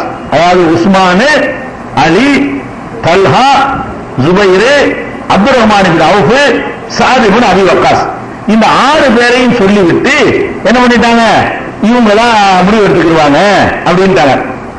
இந்த 6 பேரை நியமிச்சுட்டு என்ன பண்றாருன்னு கேட்டா, பொதுவா தந்தைக்கு பிறகு மகன் ஒரு வரும்ல, அதுக்காக வேண்டி அவரும் பிரபல்யமானவராக இவருடைய மகன் யாரு, அப்துல்லா இப்னு உமர், அப்துல்லா இப்னு உமர்ங்கிறம உமருடைய மகன் பெரிய அறிவாளி, பெரிய ரொம்ப பேணுதலான ஒரு நல்லடியார், அவரும் நல்லடியார் தான்.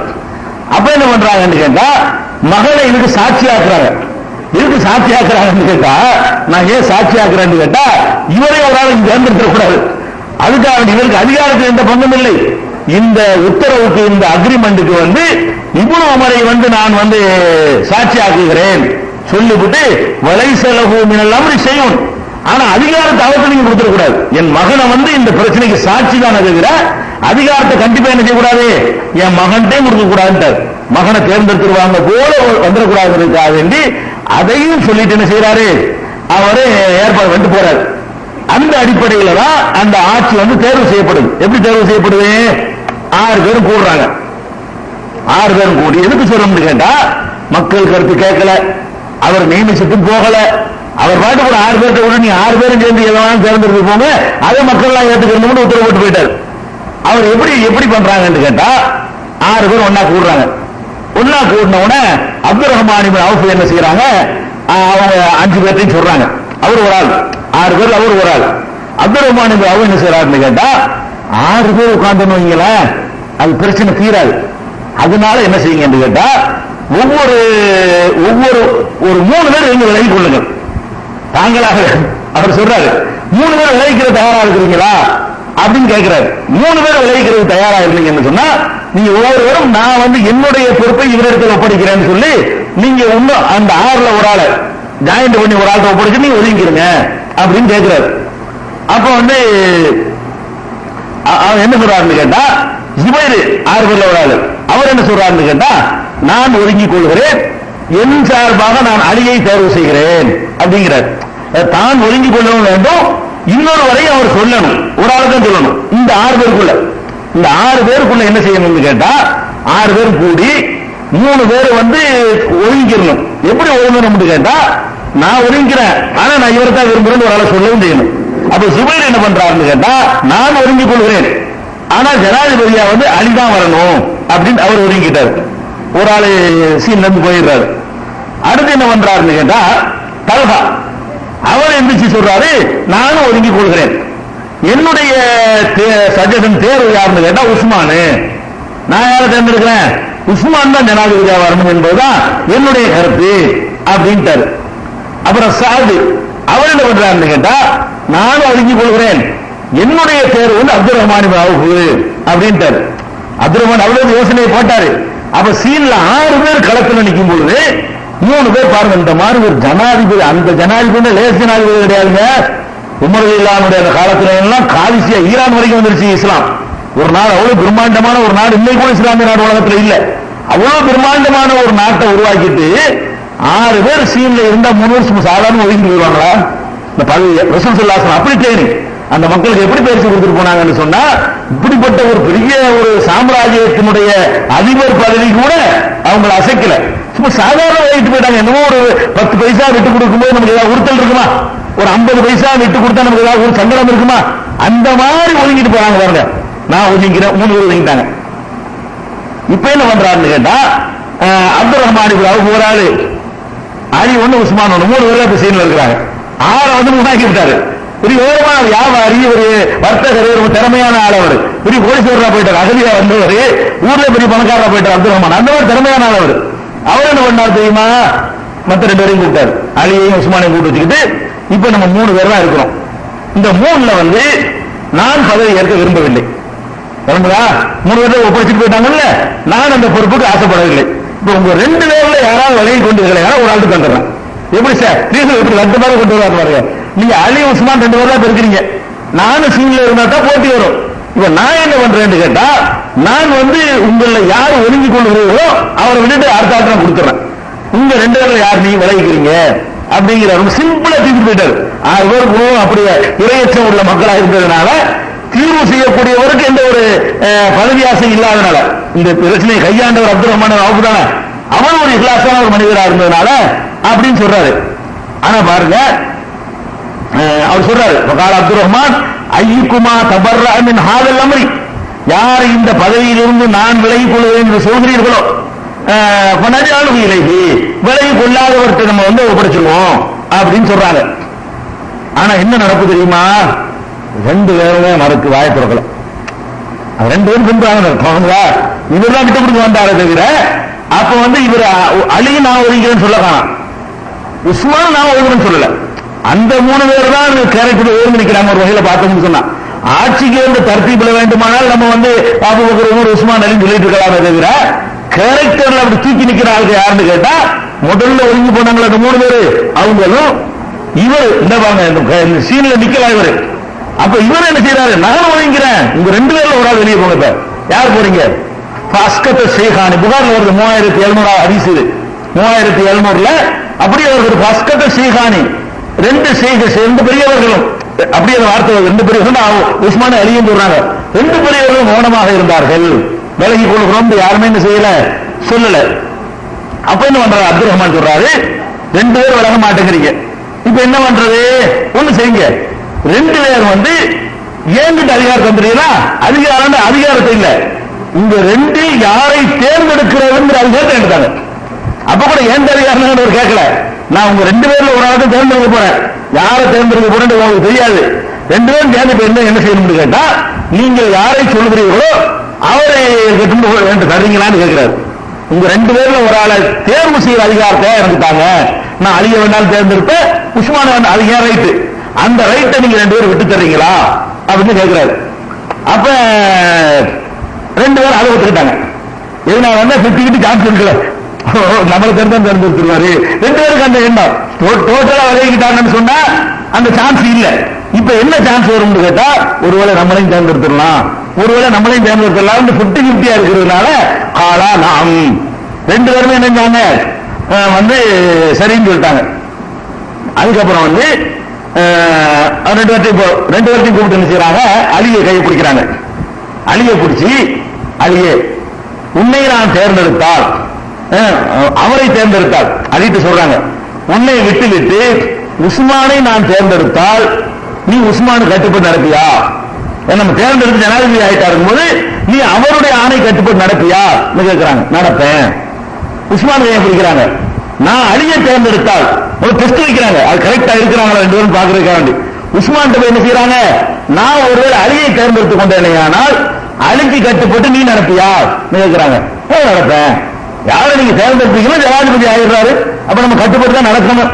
ரெண்டு பேர்த்தையும் இந்த உறுதிமொழியை வாங்கிட்டு என்ன செய்யறாருன்னு கேட்டா டக்குன்னு உஸ்மான் கையில நான் உன்னை தலைவராக தேர்ந்தெடுக்கிறேன். ரெண்டு பேரும் இழப்பட்டு பார்த்திருக்காரு. உஸ்மான் தான் தகுதியில் அவருக்கு பட்டிருக்குது. உஸ்மான் வந்து பொறுப்பை ஒப்படைச்சிட்டார். இது எதுக்கு நம்ம சொல்ல வரோம், இது வந்து அதுக்கப்புறம் முதல் ஆளா வந்து அப்துல் ரஹ்மான் பையத் பண்றாரு, ரெண்டாவது ஆள் அலி பண்ணிடுறாரு. ரெண்டாவது ஆள் என்ன பண்ணிடுறாரு, அவர் செஞ்சோட நானும் உங்களை தலைவராக ஏற்றுக்கொள்கிறேன் அப்படின்னு வந்து உறுதிமொழி பண்ணிடுறாரு. இது இந்த விவரங்களும் புகாரில 3700வது ஹதீஸாக நீங்கள் பார்க்கலாம். எதுக்கு சொல்றோம்னு கேட்டா, இப்ப இஸ்லாமிய ஆட்சியில எது இப்ப இஸ்லாமிய ஆட்சியில போறீங்க, அதாவது மக்களா தேர்ந்தெடுத்த அபூபக்கர் இஸ்லாமிய ஆட்சியா, அது அபூபக்கர் நியமிச்சுட்டு போனார நியமனம் உஸ்மான உமர அது இஸ்லாமிய ஆட்சியா, அல்லது யாரையும் நியமிக்காம வந்து ஒரு பொலிட் பியூரோ மாதிரி ஒரு தேர்வு செய்யப்பட்ட ஒரு குழுவில் ஒப்படைச்சிட்டு போனார அந்த தேர்வு உஸ்மான் வந்தது வந்து இஸ்லாமிய ஆட்சியா, உஸ்மான் அலிலான கொல்லப்பட்டவன ஊர் மக்கள் எல்லாம் போய் டக்குன்னு அழித்த வந்து உறுதிமொழி எடுத்து அவர் பயந்து ஓடுறார், மாட்டேன்ட்டார். அலிலான ரெண்டாவது மாட்டேன்ட்டாரு. விரட்டி போய் மக்கள் பிடிச்சி போய் அவர்கிட்ட பொறுப்பை படிச்சாங்க. அவரை விரட்டி போய் இல்ல இப்ப நீங்க தேர்ந்தெடுத்த ஆகணும், ஏன்னு கேட்டா ஏற்கனவே சீன்ல நின்றவர் தானே, சீன்ல ஒரு இருந்த காரணத்தினால இவர் போன அவர் தான் யாபத்துக்கு வந்தது. அதனால அவர்கிட்ட போய் மக்கள் எல்லாம் கூடிக்கொண்டு யாரும் சொல்லாம வற்புறுத்தி திணிக்கப்பட்டு வந்தாரு. அப்ப எது வந்து இஸ்லாம் சொல்றீங்க, எல்லாம் இஸ்லாம் தான். எது இஸ்லாமிய ஆட்சின்னு கேட்டா எல்லாம் இஸ்லாமிய ஆட்சி. இஸ்லாமிய ஆட்சிங்கிறது வந்து எப்படி வேணா அமையலாம், அது இந்த முறையில தான் வரணும்னு சொல்ல இயலாது. அப்படிங்கறத வந்து நீங்க இத நல்ல விவரம் தெரிஞ்சவருக்கு புகாரில 6830வது ஹதீஸையும் பார்க்கணும். நிறைய ஃபுல் பெரிய ஹதீஸ், அது 6830 ஹதீஸ்லயும் ரசூல் ஸல்லல்லாஹு அலைஹி வஸல்லமுடைய மரணத்தில் இருந்து அடுத்த உள்ள அந்த அபூபக்கர் உமருடைய அந்த ஆட்சி காலம் வரைக்கும் உள்ள டீடைல்ஸ் பூராவுமே பெரிய ஹதீஸாக இதுவே ஒன்றரை பக்கம் வருது. அவ்வளவு பெரிய ஹதீஸாக என்ன செய்யுது, அது இடம் பெற்றிருக்கிறது. அதையும் நீங்க பாத்துக்கிறீங்க. இதுக்கப்புறம் என்னன்னு கேட்டா இன்னொரு முறை இருக்குது. என்னென்ன ஆட்சி வருது, தகப்பனுக்கு பிறகு மகன், அதுவும் ஓகே. தாவூதுக்கு பிறகு சுலைமான், அது ஓகே. அல்லது கீழ்மட்டத்திலிருந்து உழைத்து முன்னேறி வருவது, அதுவும் இஸ்லாத்தில் ஓகேதான். அதுக்கு தாவூது நபியும் யூசுப் நபியும் உதாரணமா இருக்கிறார்கள். அல்லது மக்கள் எல்லாம் கூடி தேர்ந்தெடுத்தல் அபூபக்கர் 3 முறை, அதுவும் ஓகே. அல்லது முந்தைய ஆட்சியாளர் மகனை நியமிக்காம வேற யாராவது நியமிச்சுட்டு போறது, அது 4 ஓகே. குறிப்பிட்ட ஆட்கள்கிட்ட பொறுப்பை படிச்சுட்டு போறது 5 முறை. அதுக்கப்புறம் மக்களா கூடி எல்லாரும் போட்டி இல்லாம அபூபக்கர் போட்டியில வந்தாரு. இது ஏகமனதாக தேர்வு செய்யப்பட்டு அலி வர்றாரு. 6 முறை ஆயிடுச்சு. இந்த 6 முறையிலே வர்றது இஸ்லாமிய ஆட்சி தான். அது போக இன்னொரு முறையில ஒரு ஆட்சி இருக்கு. என்ன முறை, அதாவது 2 பேர் இருக்கிறாங்க, ஒருவர் விட்டு கொடுக்கிறதுனால ஒரு ஆட்சி நிலைபெறும். இப்ப அலி ரலியல்லாஹுடைய மரணத்துக்கு பிறகு அலி ரலியல்லாஹு காலத்திலே நம்ம சமுதாயம் 2 பிரிஞ்சுச்சு. ஒரு பார்த்து அலி தலைமையில, ஒரு பார்த்து முஆவியா தலைமையில. 2 நாடு 2 ஆயிடுச்சு. அவர் தன் பகுதியை தன் கையில வச்சுக்கிட்டாரு, இவர் தன் பகுதியை தன் கையில வச்சுக்கிட்டாரு. அப்ப அலி ரலியல்லாஹு இருக்கிற ஆட்சி பகுதியில அலி ரலியல்லாஹு மரணித்த பிறகு அவர் மகன் ஹசன் ஆட்சிக்கு வர்றாரு. அதுவும் பரம்பரை. அப்படி பார்த்தா அலிக்கு பிறகு யார் வந்தா, ஹசன் ரலியல்லாஹு அலியுடைய மகன் மூத்தவங்க இருக்காங்கல்ல, அவங்க ஒரு 6 மாசம் ஆட்சியில் இருக்கிறாங்க. 6 மாசம் ஆட்சியில் இருக்கிறாங்க. அவங்க என்ன பண்றாங்கன்னு கேட்டா, முஆவியாட்ட பேச்சுவார்த்தை நடத்தி 1 நாடு தான் இருக்கணும், 2 நாடு இருக்கக்கூடாது. எதுக்கு இது பிரச்சனை இருக்குது, நான் தகுதி உடையவனா இருந்தாலும் நீங்க தகுதி உடையவனா இருந்தாலும் அது எனக்கு பிரச்சனை இல்லை. இந்த சமுதாயம் துண்டாகிவிடக்கூடாது என்பதற்காக வேண்டி நான் உங்கள்கிட்ட என்னுடைய பொறுப்பு பாதி கோபுடைய இருக்கு. இஸ்லாமிய சாம்ராஜ்யத்தில் சரிபாதி இவர்கிட்டையும் சரிபாதி அவர்கிட்டையும் இருக்கு. ஹசன் ரலியல்லாஹு என்ன பண்றாங்கன்னு கேட்டா, வெளியே போய் என்ன செய்யறாங்க, முஆவியாட்ட ஒரு அக்ரிமெண்ட் போட்டு நான் உங்கள்கிட்ட ஒப்படைச்சிடுறேன், ஆட்சி ஒப்படைச்சிடுறேன். அதுக்காக நீங்க சிறந்தவங்க அர்த்தம் கிடையாது. நீங்க உரிமை உழைப்போம் நான் சொல்ல மாட்டேன். எனக்கு தகுதி இருந்தாலும் சரி, உங்களுக்கு தகுதி இருந்தாலும் சரி, யாராவது ஒரு ஆள் விட்டு கொடுத்தா தான் நீங்க பிரச்சனை தீர்வாகும்.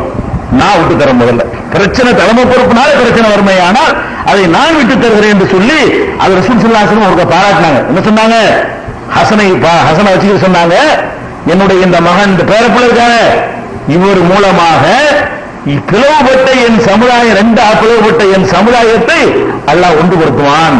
முன்னறிவு ஹசனை காட்டி ரசூலுல்லாஹ் சொன்னாங்க, பேரப்பிள்ளையை காட்டி இவர் மூலமாக பிளவுபட்ட என் சமுதாயத்தை அல்லாஹ் ஒரு கட்டத்தில் ஒன்றுபடுத்துவான்னு சொன்னாங்க. அந்த முன்னறிவிப்பு அப்படியே நிறைவேறுது. என்ன சொல்றாங்க அவங்க, இது ஹாக்கிம்ல வரக்கூடிய ஹதீஸ் 3வது வால்யூம்ல 192வது பக்கத்துல வருது. 4813வது ஹதீஸ் ஹாக்கிம் தமிழ்ல வர நீங்க எடுத்து பார்க்க இயலாது. அதுக்காக என்ன வருதுன்னு கேட்டா, சரியான புத்திசாலி சொல்ற மக்கள் உரை நிகழ்கிறார். அந்த அல்லாஹ் புகழ்ந்து பாராட்டி விட்டு ஹசன் ரலியல்லாஹு அவர்கள் முஆவியாட்ட பேசிட்டு வெளியே வர்றாங்க. மக்கள் உரை நிகழ்த்தாங்க. என்ன உரைத்தினாங்க, சரியான அறிவாளி யார் என்று சொன்னால் இறையச்சம் உடையவன் தான் அறிவாளி. மண்டையில சரக்குள்ள அறிவாளி அவர் சொல்றாரு. இறையச்சம் யாருக்கு அதிகமா இருக்கிறதோ அவன் தான் அறிவாளி. ரொம்ப பலவீனமானவன் யார் என்று கேட்டால் பாவிதான் பலவீனமானவன். நான் அப்படி இருக்க விரும்பவில்லை. இப்ப இந்த ஹாதல் அம்ரல்லதி இக்தலஃப்து ஃபீஹி அன வ முஆவியா, நானும் முஆவியாவும் எதிரே கருத்து வேறுபாடு கொண்டிருக்கிறோமோ இந்த பிரச்சனையில தரக்துஹு லி முஆவியாவுக்காக நான் என்னுடைய பொறுப்பை விட்டு கொடுத்து விட்டேன். எதுக்காக வேண்டி கேட்டா, முஸ்லிம்களுடைய அந்த பிளவை தவிர்ப்பதற்காக வேண்டியும் சமுதாயத்துக்கு மத்தியில் ரத்த ஆறு ஓடக்கூடாது என்பதற்காக வேண்டியும் நான் விலகிக் கொள்கிறேன் என்று சொல்லி ஒருவர் பதவியிலிருந்து இறங்குவதனாலே முன்னோருக்கு பதவி கிடைக்கலாம். அதுவும் இஸ்லாமிய ஆட்சி தான். விட்டு கொடுத்துட்டு போயிட்டார்ல, தன்னிடத்துல இருந்த ஒரு பாதி நாட்டை அதுக்கு நீங்க தலைவர் ஆகிட்டு போயிட்டார். அப்ப ஒரு பதவியிலிருந்து இறங்கி அடுத்தால நியமிச்சு வச்சால் கூட ஒரு நல்ல நோக்கத்துல அதுவும் தப்பு இல்லை. ஏன்னா இவர் இப்படி செய்யற ரசூல் அவரை பாராட்டிட்டாங்க, பெரிய அங்கீகாரம் இருக்கு. இவர் இப்படி செய்வார் என்பதை ரசூல் ஸல்லல்லாஹு அலைஹி வஸல்லம் பாராட்டி வர சொல்லிட்டதுனால இதுவும் மார்க் அங்கீகாரம் பட்ட ஒரு காரியம் தான். அப்ப 7 விதமாக இஸ்லாமிய ஆட்சி உருவாயிருக்கிறது. இன்னும் சொல்ல போனா இந்த ஆட்சியில இருந்த காரணத்தினால ஆட்சியில இருந்தவங்க தான் சிறந்தவங்க நீங்க நினைச்சிடக்கூடாது. சிறந்தவர் ஆட்சியில இல்லாம இருக்க சிறப்பு குறைவா உள்ளவர் ஆட்சியில் இருக்கலாம். இது விளங்கு உங்களுக்கு. என்னட்டா நம்ம கேரக்டரை யார் தூக்கி நிக்கிறா? இந்த 6 பேர்ல எடுத்து பாருங்க. 3 பேர் எனக்கு வேற ஆண்டு ஒதுங்கி போனாங்களே, அவங்க மேல தூக்கி நிக்கிறாங்களா? அல்லது நீங்க விளைவிக்கிறீங்களான்னு கேட்கும்போது சும்மா நின்றாங்களா, அவங்க தூக்கி நிக்கிறாங்களா? கண்டிப்பா பதவி வேணாலும் ஒதுங்கினவங்க தான் மேல நிக்கிறார்கள். அப்துர்ரஹ்மான் இப்னு அவுஃப் எங்கே போய் நிக்கிறார்? அவர் நினைச்சிருந்தா அவர் தன் கையில் ஆக்கிட்டு போயிருக்கலாம். அந்த மாதிரி எல்லாம் கேரக்டர்ல உயர்ந்து இருக்கிறாங்க. கேரக்டருடைய சிறப்பை இந்த பதவி காட்டாது. ஒரு சில நேரங்கள்ல முஆவியா ஜனாதிபதி ஆயிட்டாரு, டோட்டல் சமுதாயத்திலே முஆவியா சிறந்தவரா? நிர்வாகத்துக்கு தகுதியானவர், அவ்வளவுதான். அல்லாஹ்விடத்தில் நெருக்கமானவர் என்பதை இது காட்டவே காட்டாது. அதுக்காகத்தான் அல்லாஹ் என்ன பண்றான்னு கேட்டா 2:246 வசனம், 2:247 வசனத்துல ஒரு நபி இருக்கும் பொழுது நபிக்கு மேல ஒரு ஆளை மன்னரை நியமிக்கிறான். நபி சிறந்தவரா தாலுக்கு சிறந்தவரா? கண்டிப்பா நபி சிறந்தவர். நபி இருக்கிற காலத்துல என்ன பண்றான்னு கேட்டா நபிக்கு ஒரு மன்னரை தாலூத்தை நியமிச்சு தாலூத்துக்கு நீ கட்டுப்போடுட்டான், கவர்மெண்ட்டுக்கு நீ கட்டுப்போடு, மார்க்க சட்டத்துக்கு உனக்கு அவர் கட்டுப்போடுவார் அப்படிங்கிற அளவுக்கு எல்லாம் நினைச்சுட்டான். நபிக்கு மேல ஒரு ஆட்சியாளர் நியமிச்சான் என்பதையும் இதுல நம்ம பார்க்கிறோம். இது இந்த ஆட்சி முறையை பற்றி தெரிந்து கொள்ளணும். சுலைமான் நபியை பற்றி வந்ததுனால இந்த வாரிசு முறையிலான ஒரு ஆட்சி இஸ்லாத்துக்கு எதிரானதெல்லாம் கிடையாது. இஸ்லாம் எதுக்கு இதை சொல்றோம்னு கேட்டா, முஆவியாவுக்கு பிறகு யசீது, முஆவியாவுக்கு பிறகு யார் வந்தா? யசீது ஆட்சிக்கு வந்தார். யசீது இந்த வாரிசு ஆட்சி, வாரிசு முறையை கொண்டு வந்துட்டாங்க. அதை எதிர்த்து ஹசன் ரலியல்லாஹு அன்ஹு, ஹுசைன் ரலியல்லாஹு அன்ஹு போர் செஞ்சாங்கன்றதெல்லாம் நம்ம இந்த முஹர்ரம் மாசம் வந்துட்டா பயான்கள் நடக்கும். என்ன பயான் நடக்கும்? அநியாயத்துக்கு பரம்பரை ஆட்சியை கொண்டு வர பார்த்தார் அவரு, அதை எதிர்த்து தான் ஹுசைன் ரலியல்லாஹு அன்ஹு போரிட்டாங்கன்னு சொல்லுவாங்க. பரம்பரை ஆட்சி அவர் கொண்டு வர பார்த்தாருன்னா அப்ப அலிக்கு பிறகு ஹசன் வந்தது பரம்பரை இல்லையா? அப்ப முஆவியாவுக்கு பிறகு யசீது வந்தது பரம்பரைன்னா அலி ரலியல்லாஹு அன்ஹுக்கு பிறகு ஹசன் வந்தார், அது பரம்பரை இல்லையா? அப்ப தாவூதுக்கு பிறகு சுலைமான் நபி பரம்பரை இல்லையா? பரம்பரை ஆட்சி கூடாதுன்னா அது சுலைமான் நபி எல்லாம் வரவிட்டு மாட்டானே. ஹுசைன் ரலியல்லாஹு அன்ஹு பரம்பரைக்காக எதிர்க்கல, நடப்பு சரியில்லைன்னு அவர் நினைச்சார். இந்த கவர்மெண்டுடைய நடவடிக்கைகள் சரியில்லை, நடவடிக்கைகளை வைத்துத்தான் ஆதரவோ எதிர்ப்போ செய்ய முடியுமே தவிர எந்த முறையில் வந்தார் என்பதை வைத்து எதிர்ப்பு தெரிவிக்கல. அப்படி ஒரு நாவடி அமராக பாட்டப்படுத்தி ஜனநாயகம் தலைக்க போராடிய ஜகமீனிலே அணிந்தார் போர்க்கோளம் சர்வாதி அது பாட்டு வரும்ல, இரு கண்கள் நம் ஹசன் ஹுசைன் வாழ்வு ஒரு பாட்டு அந்த காலத்துல. அதுல இப்படி வரும், ஜனநாயகம் தலைக்க போராடி. ஜனநாயகத்துக்கு போராடினாரா யாரு? ஹுசைன் ஜனநாயகத்துக்கு போராடல, யசீதுடைய ஆட்சி பிடிக்கல அவருக்கு, மார்க்கரிய தப்புன்னு நினைக்கிறாரு, அதுக்காக போராடினார். அவ்வளவுதானே தவிர அது ஜனநாயக முறையில் தேர்ந்தெடுக்கப்பட்டு வரணும்னு சொன்னா ஜனநாயகம் இவருக்கு ஆளை இல்லையே. இவர் பக்கம் 75 பேர் இருந்தாங்க. கர்பலாவில் போய் அந்த யுத்தத்தில் அவர் பலியாகக்கூடிய நேரத்தில் மக்கள்லாம் இருக்கிற மெஜாரிட்டி இருந்துச்சா? இவர் பக்கம் மெஜாரிட்டி இருந்து அவர் பக்கம் மைனாரிட்டி இருந்தா தான் ஜனநாயகத்துக்கு போரிட்டான்னு சொல்லலாம். இவருக்கு ஆதரவே இல்லை, ஹுசைனுக்கு யசீது பக்கம் தான் ஆதரவு அதிகமா இருந்தது. அதான் யதார்த்தமான ஒரு நிலைமை. அதனால இந்த ஆட்சி முறையை பற்றி சுலைமான் நபி வரலாறுல தெரிந்து கொள்ள வேண்டிய விஷயம் இது. அதுக்கடுத்து என்னன்னு கேட்டா, சுலைமான் நபி மேட்டர்ல அறிந்து கொள்ள வேண்டிய இன்னொரு விஷயம் அவருடைய சிறப்புகள். என்ன சிறப்பு? ஆட்சியை கொடுத்ததோட இது யாருக்கும் கொடுக்காத ஒரு ஆட்சி இவருக்கு கொடுத்தாச்சு. அதுவும் குரான் வரலாறுலாம் கிடைக்கல. அது என்ன பண்ணார் அதெல்லாம் ஒன்றும் வரவே இல்லை. 2-3 நிகழ்ச்சி தான் வருது. அது என்ன அவரை பற்றி அதிகமா சொல்லப்படுதுன்னு கேட்டா, ஜின்னு சைத்தான்லாம் நம்ம கேள்விப்பட்டிருக்கிறோம், நம்புறோம். இந்த ஜின்கள் சைத்தான்கள் எல்லாம் நம்மளை நினைச்சிட்டு போயிருமே தவிர நம்ம கட்டுப்படாது. அது நினைச்சா நம்மளே தலைமாற செஞ்சிடும். அப்படியான ஒரு படைப்பு இருக்கு, நம்ம நம்புறோம். சுலைமான் நபியை பொறுத்த வரைக்கும் ஜின்கள் எல்லாம் அவருக்கு கட்டுப்பட்டு நடந்தன என்று அல்லாஹ் சொல்லி காட்டுறான். ஜின்னு சைத்தான்கிற அந்த 2 படைப்புகளுமே சுலைமான் நபியை பொறுத்த வரைக்கும் அதன் மீதும் ஆதிக்கம் செலுத்தக்கூடிய ஒரு வலிமையை அல்லாஹ் அவர் கொடுத்திருந்தான், சிறப்பா கொடுத்திருந்தான். இது பயங்கரமான ஒரு ஆற்றல். ஏன்னு கேட்டா மனிதர்களை கொண்டு சாதிக்க முடியாத பல பெரிய பெரிய காரியங்களை எல்லாம் 1000 பேர் செய்யற காரியத்தை 2 ஜின்னுங்கிற படைப்பு செஞ்சிடும். அப்படியான ஒரு சக்தி உள்ள ஒரு படைப்பு தான் ஜின்னு. அப்ப ஜின்களை வசப்படுத்தி கொடுத்ததாக திருமறை குர்ஆன்ல பல இடங்களில் எல்லாம் சொல்லி காட்டுறான். அதனால அதையும் தெரிந்து கொண்டு ஜின்னுடைய என்னங்கிற ஓரளவு கொஞ்சம் தெரிஞ்சுக்கிறீங்க. ஜின்களை வசப்படுத்தினா என்ன, ஜின்னுண்டா என்ன, அதனை வசப்படுத்தினா என்ன, நமக்கு இப்ப வசப்படுத்த முடியுமா, இதுகளை எல்லாம் தெரிஞ்சுக்கிற வேண்டி இருக்கிறதுனால முதல்ல இந்த ஜின்களை பற்றி சைத்தான்களை பற்றி அவருக்கு வசப்படுத்தின செய்திகள் அல்லாஹ் சொல்றாங்க. அந்த வசனங்களை பாருங்க. 21வது அத்தியாயம் 82வது வசனத்துல அல்லாஹ் சொல்றான், சைத்தான்கள்ல சுலைமான் நபிக்காக வேண்டி கடலில் மூழ்கி முத்து குளிப்பவர்கள் இருந்தார்கள். சைத்தான் உத்தரவு வருவார், கடல்ல மூழ்கி முத்திரத்துக்கு சைத்தான் போய் மூழ்கி முத்தெடுத்துட்டு வருவான். அப்ப சைத்தானை வந்து சுலைமான் நபிக்கு எப்படி எல்லாம் கட்டுப்பட்டு கொடுத்திருந்தான்னு சொன்னா, மன் யகூசுன லஹு, அவருக்காக வேண்டி கடல்ல முத்து குளிக்கக்கூடியவர்களை அவருக்காக வேண்டி இருந்தார்கள், சைத்தான்கள் இருந்தார்கள். அது மாதிரி அமலன் தூணலாளிக்க, இது அல்லாத வேற வேற காரியங்களையும் அவருக்கு செய்து கொடுத்தார்கள். நம்ம மனிதர்கள்ட்ட வாங்குற வேலையை பூரா அவர் சைத்தான்கள் வாங்கிடுவார். அதை எடுத்துக்கொண்டு உட்கார்ந்து கட்டுனா கட்டு இடிந்த இடிக்கும். இந்த மாதிரி வந்து எல்லா காரியங்களையுமே சைத்தான்களை வைத்து வாங்கி கொண்டாரு சுலைமான் நபி. ஆனா அது கூட அவர் சொந்த சக்தியில இல்லையா, அல்லாஹ் சொல்லிட்டான் குன்னாலகும் ஹாஃபிதீன், நாம அவர்களை கண்காணித்துக் கொண்டிருந்தோம். சுலைமான் நபி கட்டுப்படுற விஷயத்தை ஜின்ன சைத்தானை அவர் கண்ட்ரோல் பண்ண முடியும். என்னமா அது அப்படி உட்கார்ந்து ஒரு ஆள் சொல்லுவார்,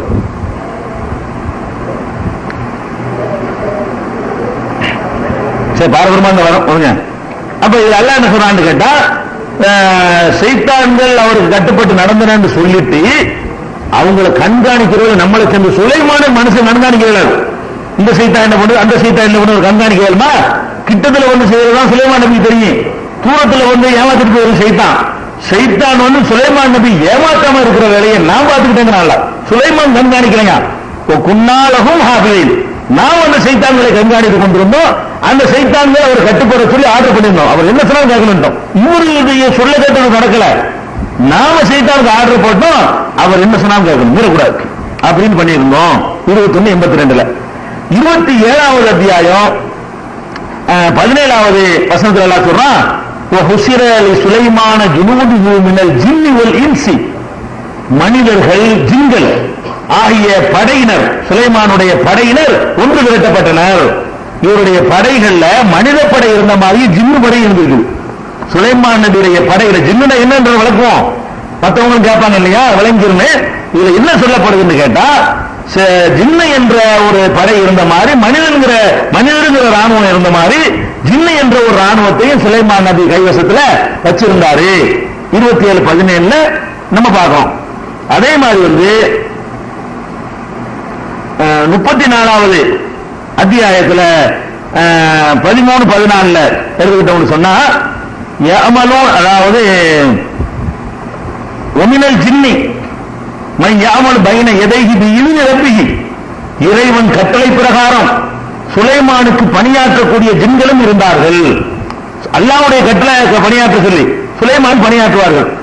வமன் யுஸிர் மின்ஹும் அன் அம்ரினா நுல்குஹு மின் அலாபி ஸஈர், நமது கட்டளை யாராவது மீறினால் கடும் தண்டனையை நாம் சுவைக்க செய்து விடுவோம் என்று எச்சரிக்கை பண்ணி சுலைமான் சொல்றது கேட்கணும், மீறிய நடக்குது வேற அப்படின்னு நம்ம ஆர்டர் பண்ணியிருந்தோம். ஆர்டர் பண்ணல என்ன நடந்துச்சுன்னு கேட்டா, யாவலூன லஹு மாயஷா, அவர் விரும்பியதை எல்லாம் அந்த சைத்தான்கள் ஜின்கள் வந்து செய்து கொடுத்தன. ஜின்கள் வந்து சுலைமான் நபி விரும்பியதை எல்லாம் செய்து கொடுத்தன. என்ன செய்து கொடுத்தன? மின் மஹாரி, போர்க்கருவிகள் அல்லது உயர்ந்த கட்டிடங்கள், தமாசில் உருவச் சிலைகள், ஜிபானின் கை ஜவாப், அந்த தடாகம் இருக்கிற நீர் தடாகம், தடாகம் போன்ற பெரிய பெரிய சட்டிகள், பானைகள், அதாவது பானையா பெருசா இருக்குமே, தடாக அளவுக்கு பெருசு. நம்ம ஹவுல் இருக்குல்ல, ஒரு சில ஹவுல் வச்சிருப்பாங்கல்ல பள்ளிவாசல்கள்ல, அந்த அளவுக்கு பாத்திரம், நகர்த்த முடியாத பாத்திரம், நல்லா தூணு போட்டு நிப்பாட்டி வச்சிருக்கோம், ஏணி வச்சுதான் ஏறணும். அந்த மாதிரியான அளவுக்கு பாத்திரங்களை எல்லாம் அவருக்கு செய்து கொடுத்தன. ஜின்கள் வந்து உயர்ந்த கட்டிடங்களை கட்டுக் கொடுத்தன, போர்க்கருவிகளை செய்து கொடுத்தாங்க, உருவச்சிலைகளை செஞ்சு கொடுத்தாங்க. அதுக்கு அப்புறம் வந்து அந்த ஹவுல மாதிரி ஒரு தடாகம் போன்ற அளவுக்கு தட்டுகளை எல்லாம் செய்து கொடுத்தார்கள். குதூரி ராசியா, நிறுவப்பட்ட பெரிய பெரிய தேக்ஷாமங்கள்ல கல்யாணத்தில் இருந்து சமைக்கிற பாத்திரங்கள், அந்த மாதிரியான பாத்திரங்களை எல்லாம் அவருக்கு செய்து கொடுத்தார்கள் என்று 34வது அத்தியாயத்தில் 12, 13 ஆகிய வசனங்கள்ல நீங்க பார்க்கலாம் அவருக்கு கொடுத்த ஆற்றல். அதே மாதிரி வந்து ஒரு கட்டத்தில் ஒண்ணு பக்கத்து நாட்டில் ஒரு ராணி இருக்கிறாங்க, அந்த ராணி சிம்ம பின்னாடி வருது, அதை அந்த சிம்மாசனத்தை யாசிக்கிட்டு வரேன்னு கேட்கிறாரு. ஒரு ஜின்னு எந்திரிச்சு நான் கொண்டு வரேன்னு சொல்லுது. அப்ப ஒரு நாட்டில் உள்ள சிம்மாசனத்தை கொண்டாந்து தர்றது எதுவும் கண்மூடி திறக்கிறோம் கொண்டாந்து தரேன்னு சொல்லுது. அப்படி சொன்னதாக 27வது அத்தியாயத்தில் 40வது வசனத்துல அல்லாஹ் சொல்லி காட்டுறான். 39, 40. அப்ப ஒரு ஜின்கள் என்பது ஒரு பயங்கரமான வேலை செய்யக்கூடியது என்பதும், அவர் என்ன சொன்னாலும் கேட்கக்கூடியது என்பதும் இதுல வந்து வழங்குகிறது. அதே மாதிரி வந்து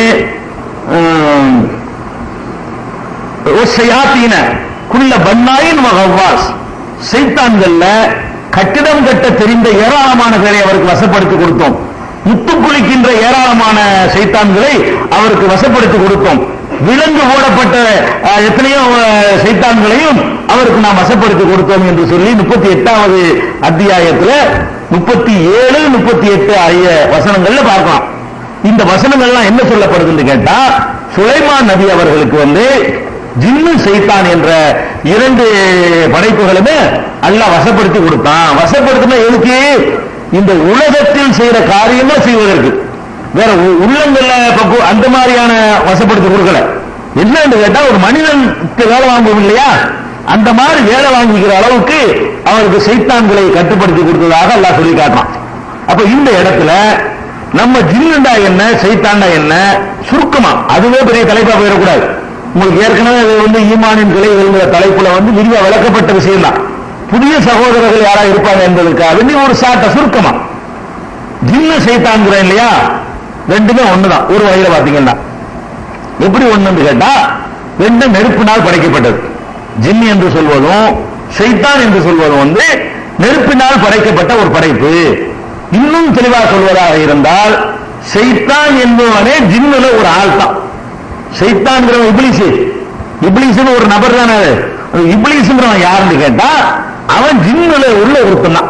ஜின்னுங்கிற ஒரு படைப்பு தான் இருக்கே தவிர சைத்தான்கிற தனி படைப்பு கிடையாது. ஜின்னுங்கிற படைப்புல, மனிதர்ங்கிற படைப்புல நான் ஒரு ஆள் இருக்கிறேன்ல, நீங்க ஒரு ஆள் இருக்கீங்கல்ல, அது மாதிரி தான் மனிதர்கள் ஆதம் நபின்னு ஒருத்தர் இருந்தார்ல, அது மாதிரி ஜின்கள்ல இப்லீஸ்னு ஒருத்தன் தான். அப்படி வச்சுட்டு போங்களேன். மனிதர்கள் ஆதம் தான் என்ன, ஆதம் தனி படைப்புனா சொல்லுவீங்க. மனிதன் என்ற படைப்புல அவர் ஒரு மெம்பர், ஜின் என்ற படைப்புல இப்லீஸ் என்பவன் ஒரு மெம்பர். அவ்வளவுதான் வந்து ஜின்னுக்கு சைத்தான் கூட வேறுபாடு. சைத்தான் தான் யாருன்னு கேட்டீங்களா, இப்ப அந்த இப்லீஸ் ஒருத்தன் தான்ல, அவன் வழியா வரக்கூடிய சந்ததிகள் மட்டும்தான் சைத்தான் சொல்லுவான். அதாவது ஜின்னு இனத்துல வந்த ஒரு நபருக்கு பேர் இப்லீஸ், இப்லீஸுடைய சந்ததிகளுக்கு பேரு சைத்தான். அப்ப ஜின்களை பொறுத்த வரைக்கும் எப்படி இருப்பாங்க என்று கேட்டீங்கன்னா, அவங்கள நல்லவங்க இருப்பாங்க, கெட்டவங்க இருப்பாங்க. ஜின் என்ற ஒரு படைப்பு நெருப்பால் படைக்கப்பட்ட படைப்பு. நெருப்பால் படைக்கப்பட்டது என்பதற்கு ஆதாரம் 15வது அத்தியாயம் 27 வசனம், 55வது அத்தியாயம் 15வது வசனம். இந்த 2 வசனங்கள்ல என்ன இருக்குன்னு கேட்டா, ஜின்ன வந்து நெருப்பால் படைத்தோம், மனிதனை மண்ணால் படைத்த மாதிரி ஜின்ன நெருப்பால் படைத்தோம். அதே மாதிரி இப்லீஸ்ங்கிறவன் அவன் ஜின்னுல ஒருத்தன் தான் என்பதை நீங்க தெரிந்து கொள்ள விரும்பினால் 18வது அத்தியாயம் 50வது வசனத்துல கான மினல் ஜின்னி, இப்லீஸ்ங்கிறவன் ஜின்னில் ஒருவனாக இருந்தான் அப்படின்னு குர்ஆன் சொல்லிருக்கு. அப்ப இப்லீஸ்ங்கிறது ஜின்னுங்கிறது ஒண்ணுதான். ஜின்னுங்கிற ஒரு இனத்துக்கு பேரு, இப்லீஸ்ங்கிறது ஒரு நபருக்கு பேரு. புரிஞ்சு போச்சா?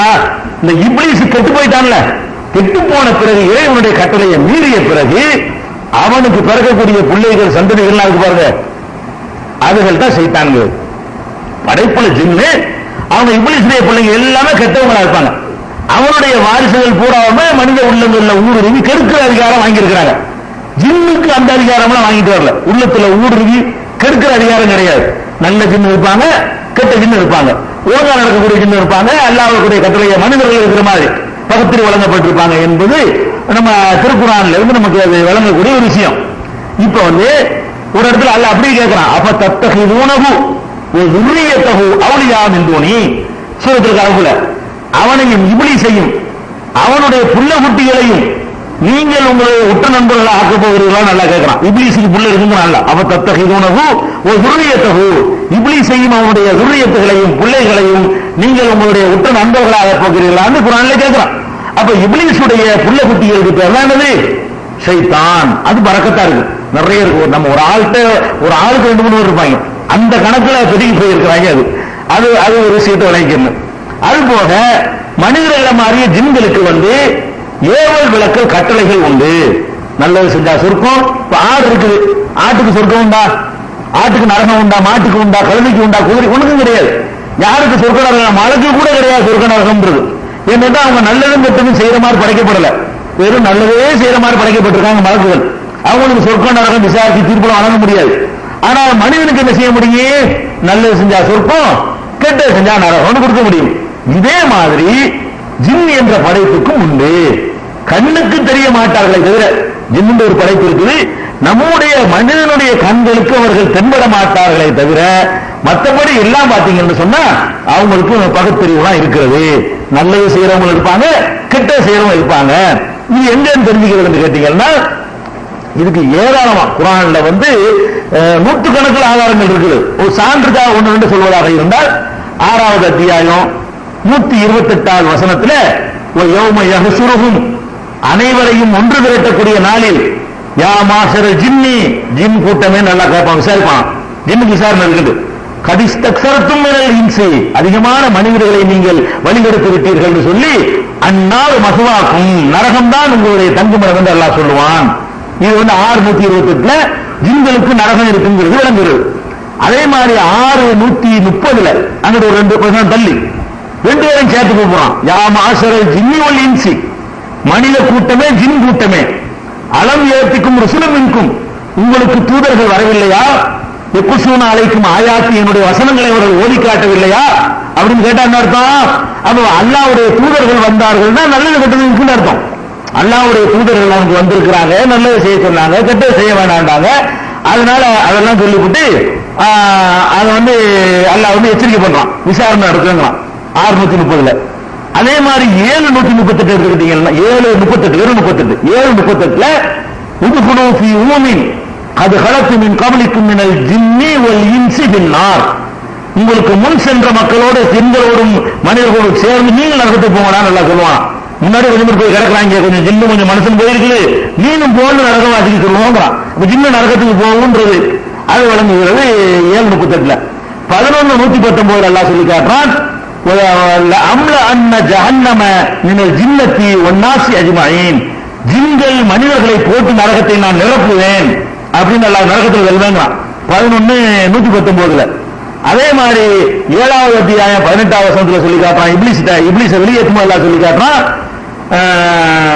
என்ன சொல்றான்னா லிமன் தபியக மின்ஹும் லஅம்ல அன்ன ஜஹன்னம மின்கும் அஜ்மஈன் உங்களை போட்டு உன்னை பின்பற்றின ஆட்களையும் போட்டு நரகத்தில் நிரப்போம், இப்லீஸுக்கு உன்னையும் நரகத்தில் போடுவேன் அப்படின்னு எல்லாம் சொல்லி காட்டுறான். அதே மாதிரி 32:13ல இதே மாதிரி இருக்குது. 7:179 எடுத்துக்கிட்டீங்கன்னு கேட்டா லகத் ஸரஅனா லி ஜஹன்னம கஸீரம் மினல் ஜின்னி வல் இன்சி மனிதர்களிலும் ஜின்களிலிருந்தும் அதிகமான பேரை நரகத்திற்கு என்றே நம்ம தயார்படுத்தி வச்சிருக்கிறோம். வெறும் மனுஷனை மட்டும் தயாரிக்கிறோம்னு சொல்லல. அதை சொல்லும் போது அல்லாஹ் சொல்றான்னு கேட்டா லஹும் குலூபுன் அவர்களுக்கு சிந்தனைகள் உண்டு. அவங்களுக்கு அறிவுறுத்துகிறது ஆகலாம். ஜின்களுக்கு லஹும் குலூபுன் அவர்களுக்கு சிந்தனைகள் உண்டு. லா யஃப்கஹூன பிஹா அதன் மூலம் அவர்கள் புரிந்து கொள்ள மாட்டேன், உண்மையை புரிய மாட்டேன் என்கிறார்கள். அவர்கள் கண்கள் உண்டு பார்க்க அப்படி வரும்ல அந்த வசனத்துல சொல்லும் போது ஜின்னையும் அட்டாச் பண்ணி தான் அல்லாஹ் சொல்லி காட்டுறான். அதே மாதிரி 41:29லையும் ஜின்களுக்கு தண்டனை உண்டு அல்லாஹ் சொல்லி காட்டுறான். அதே மாதிரி 46:30ல சில ஜின்கள் நபிகள் நாயகத்தை சந்திச்சு நாங்க உங்களை ஏற்றுக்கிறோம், அல்லாஹ்வுடைய தூதரை ஏற்றுக்கிறோம்னு சொல்லி நேர்வழி பெற்ற செய்தியை அல்லாஹ் 46:30ல சொல்லி காட்டுறான். அடிக்கடி இங்க கேட்ட ஒரு வசனம் அம்மா கலத்தில் ஜின்ன ஒல் இன்சை இல்லாலி யாபுதுன் ஜின்னையும் மனுஷனையும் என்னை வணங்குவதற்காக படைத்திருக்கிறேங்கிறத எல்லா பயான்களும் உலமாக்கள் அடிக்கடி சொல்லுவாங்க. 51-56 வசனம் இது, அதை பார்க்கலாம். அதே மாதிரி ஜின்கள்ல நல்லவங்களும் கெட்டவங்களும் இருக்கான்னு தெரிவிக்கிறதா இருந்தா 72வது அத்தியாயம் 11வது வசனம் அண்ணா மின்ன சாலிஹூன மின்னா தூணதானிக்க எங்களை நல்லவங்களும் இருக்கிறோம் கெட்டவங்களும் இருக்கிறோம் அப்படின்னு ஜின்களே சொன்னதாக 72 இப்படி நிறைய வசனங்கள் இருக்குது. எதுக்கு சொல்றோம் கேட்டா ஜின் என்ற ஒரு படைப்பு இருக்கிறது, மனிதனை மாறி அதுக்கு ஏவல் விளக்கல் இருக்கிறது. அதுவும் இறைத்தூதர்களுடைய கட்டளைப்படி நடக்கணும், தொழுகை நோன்பு மாதிரி எல்லா விதமான வணக்கங்களும் அவங்களுக்கு தகுந்த மாதிரி இறைத்தூதர்களால் சொல்லித்தரப்படும். அதை அவங்க நடைமுறைப்படுத்தணும்.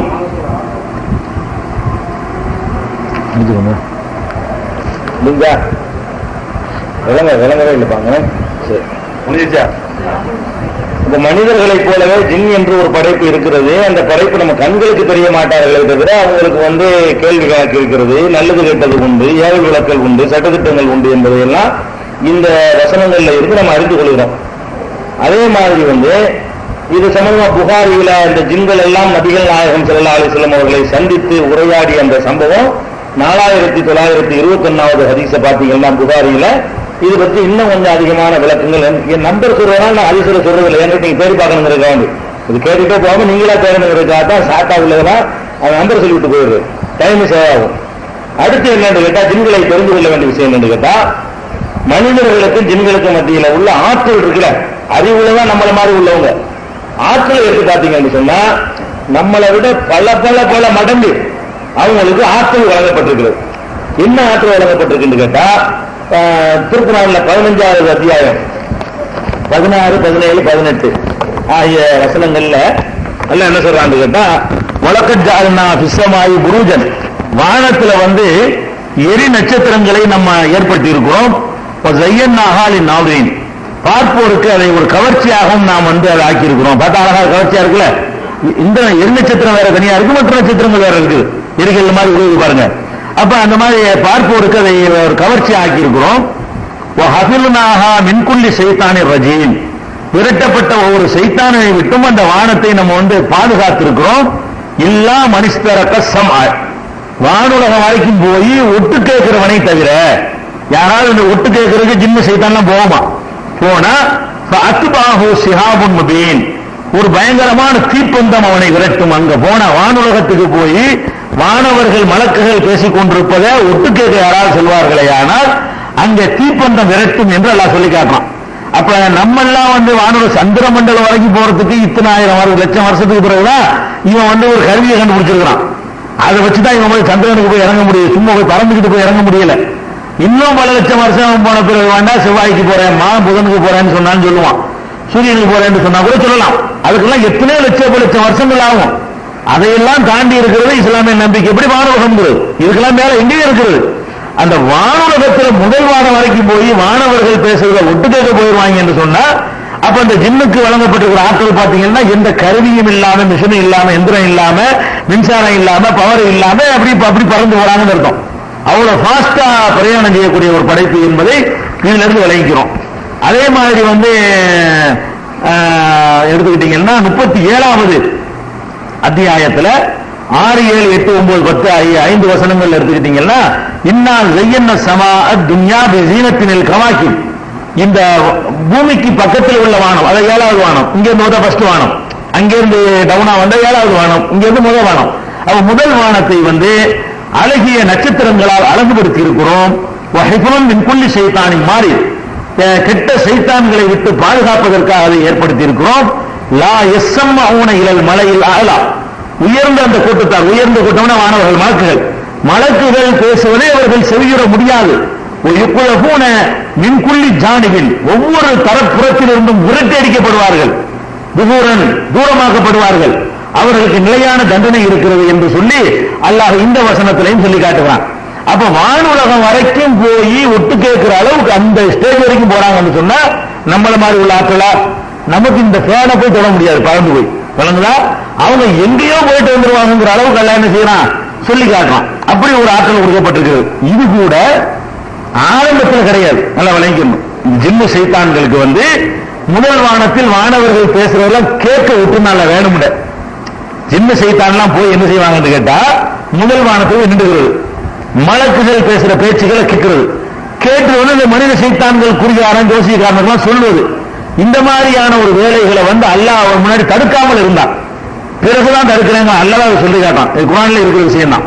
72வது அத்தியாயத்துல 8, 9 வசனங்கள்ல பாத்தீங்கன்னா, இன்னால் அமஸ்ன சமா, நாம் வானத்தை நெருங்கி பார்த்தோம்.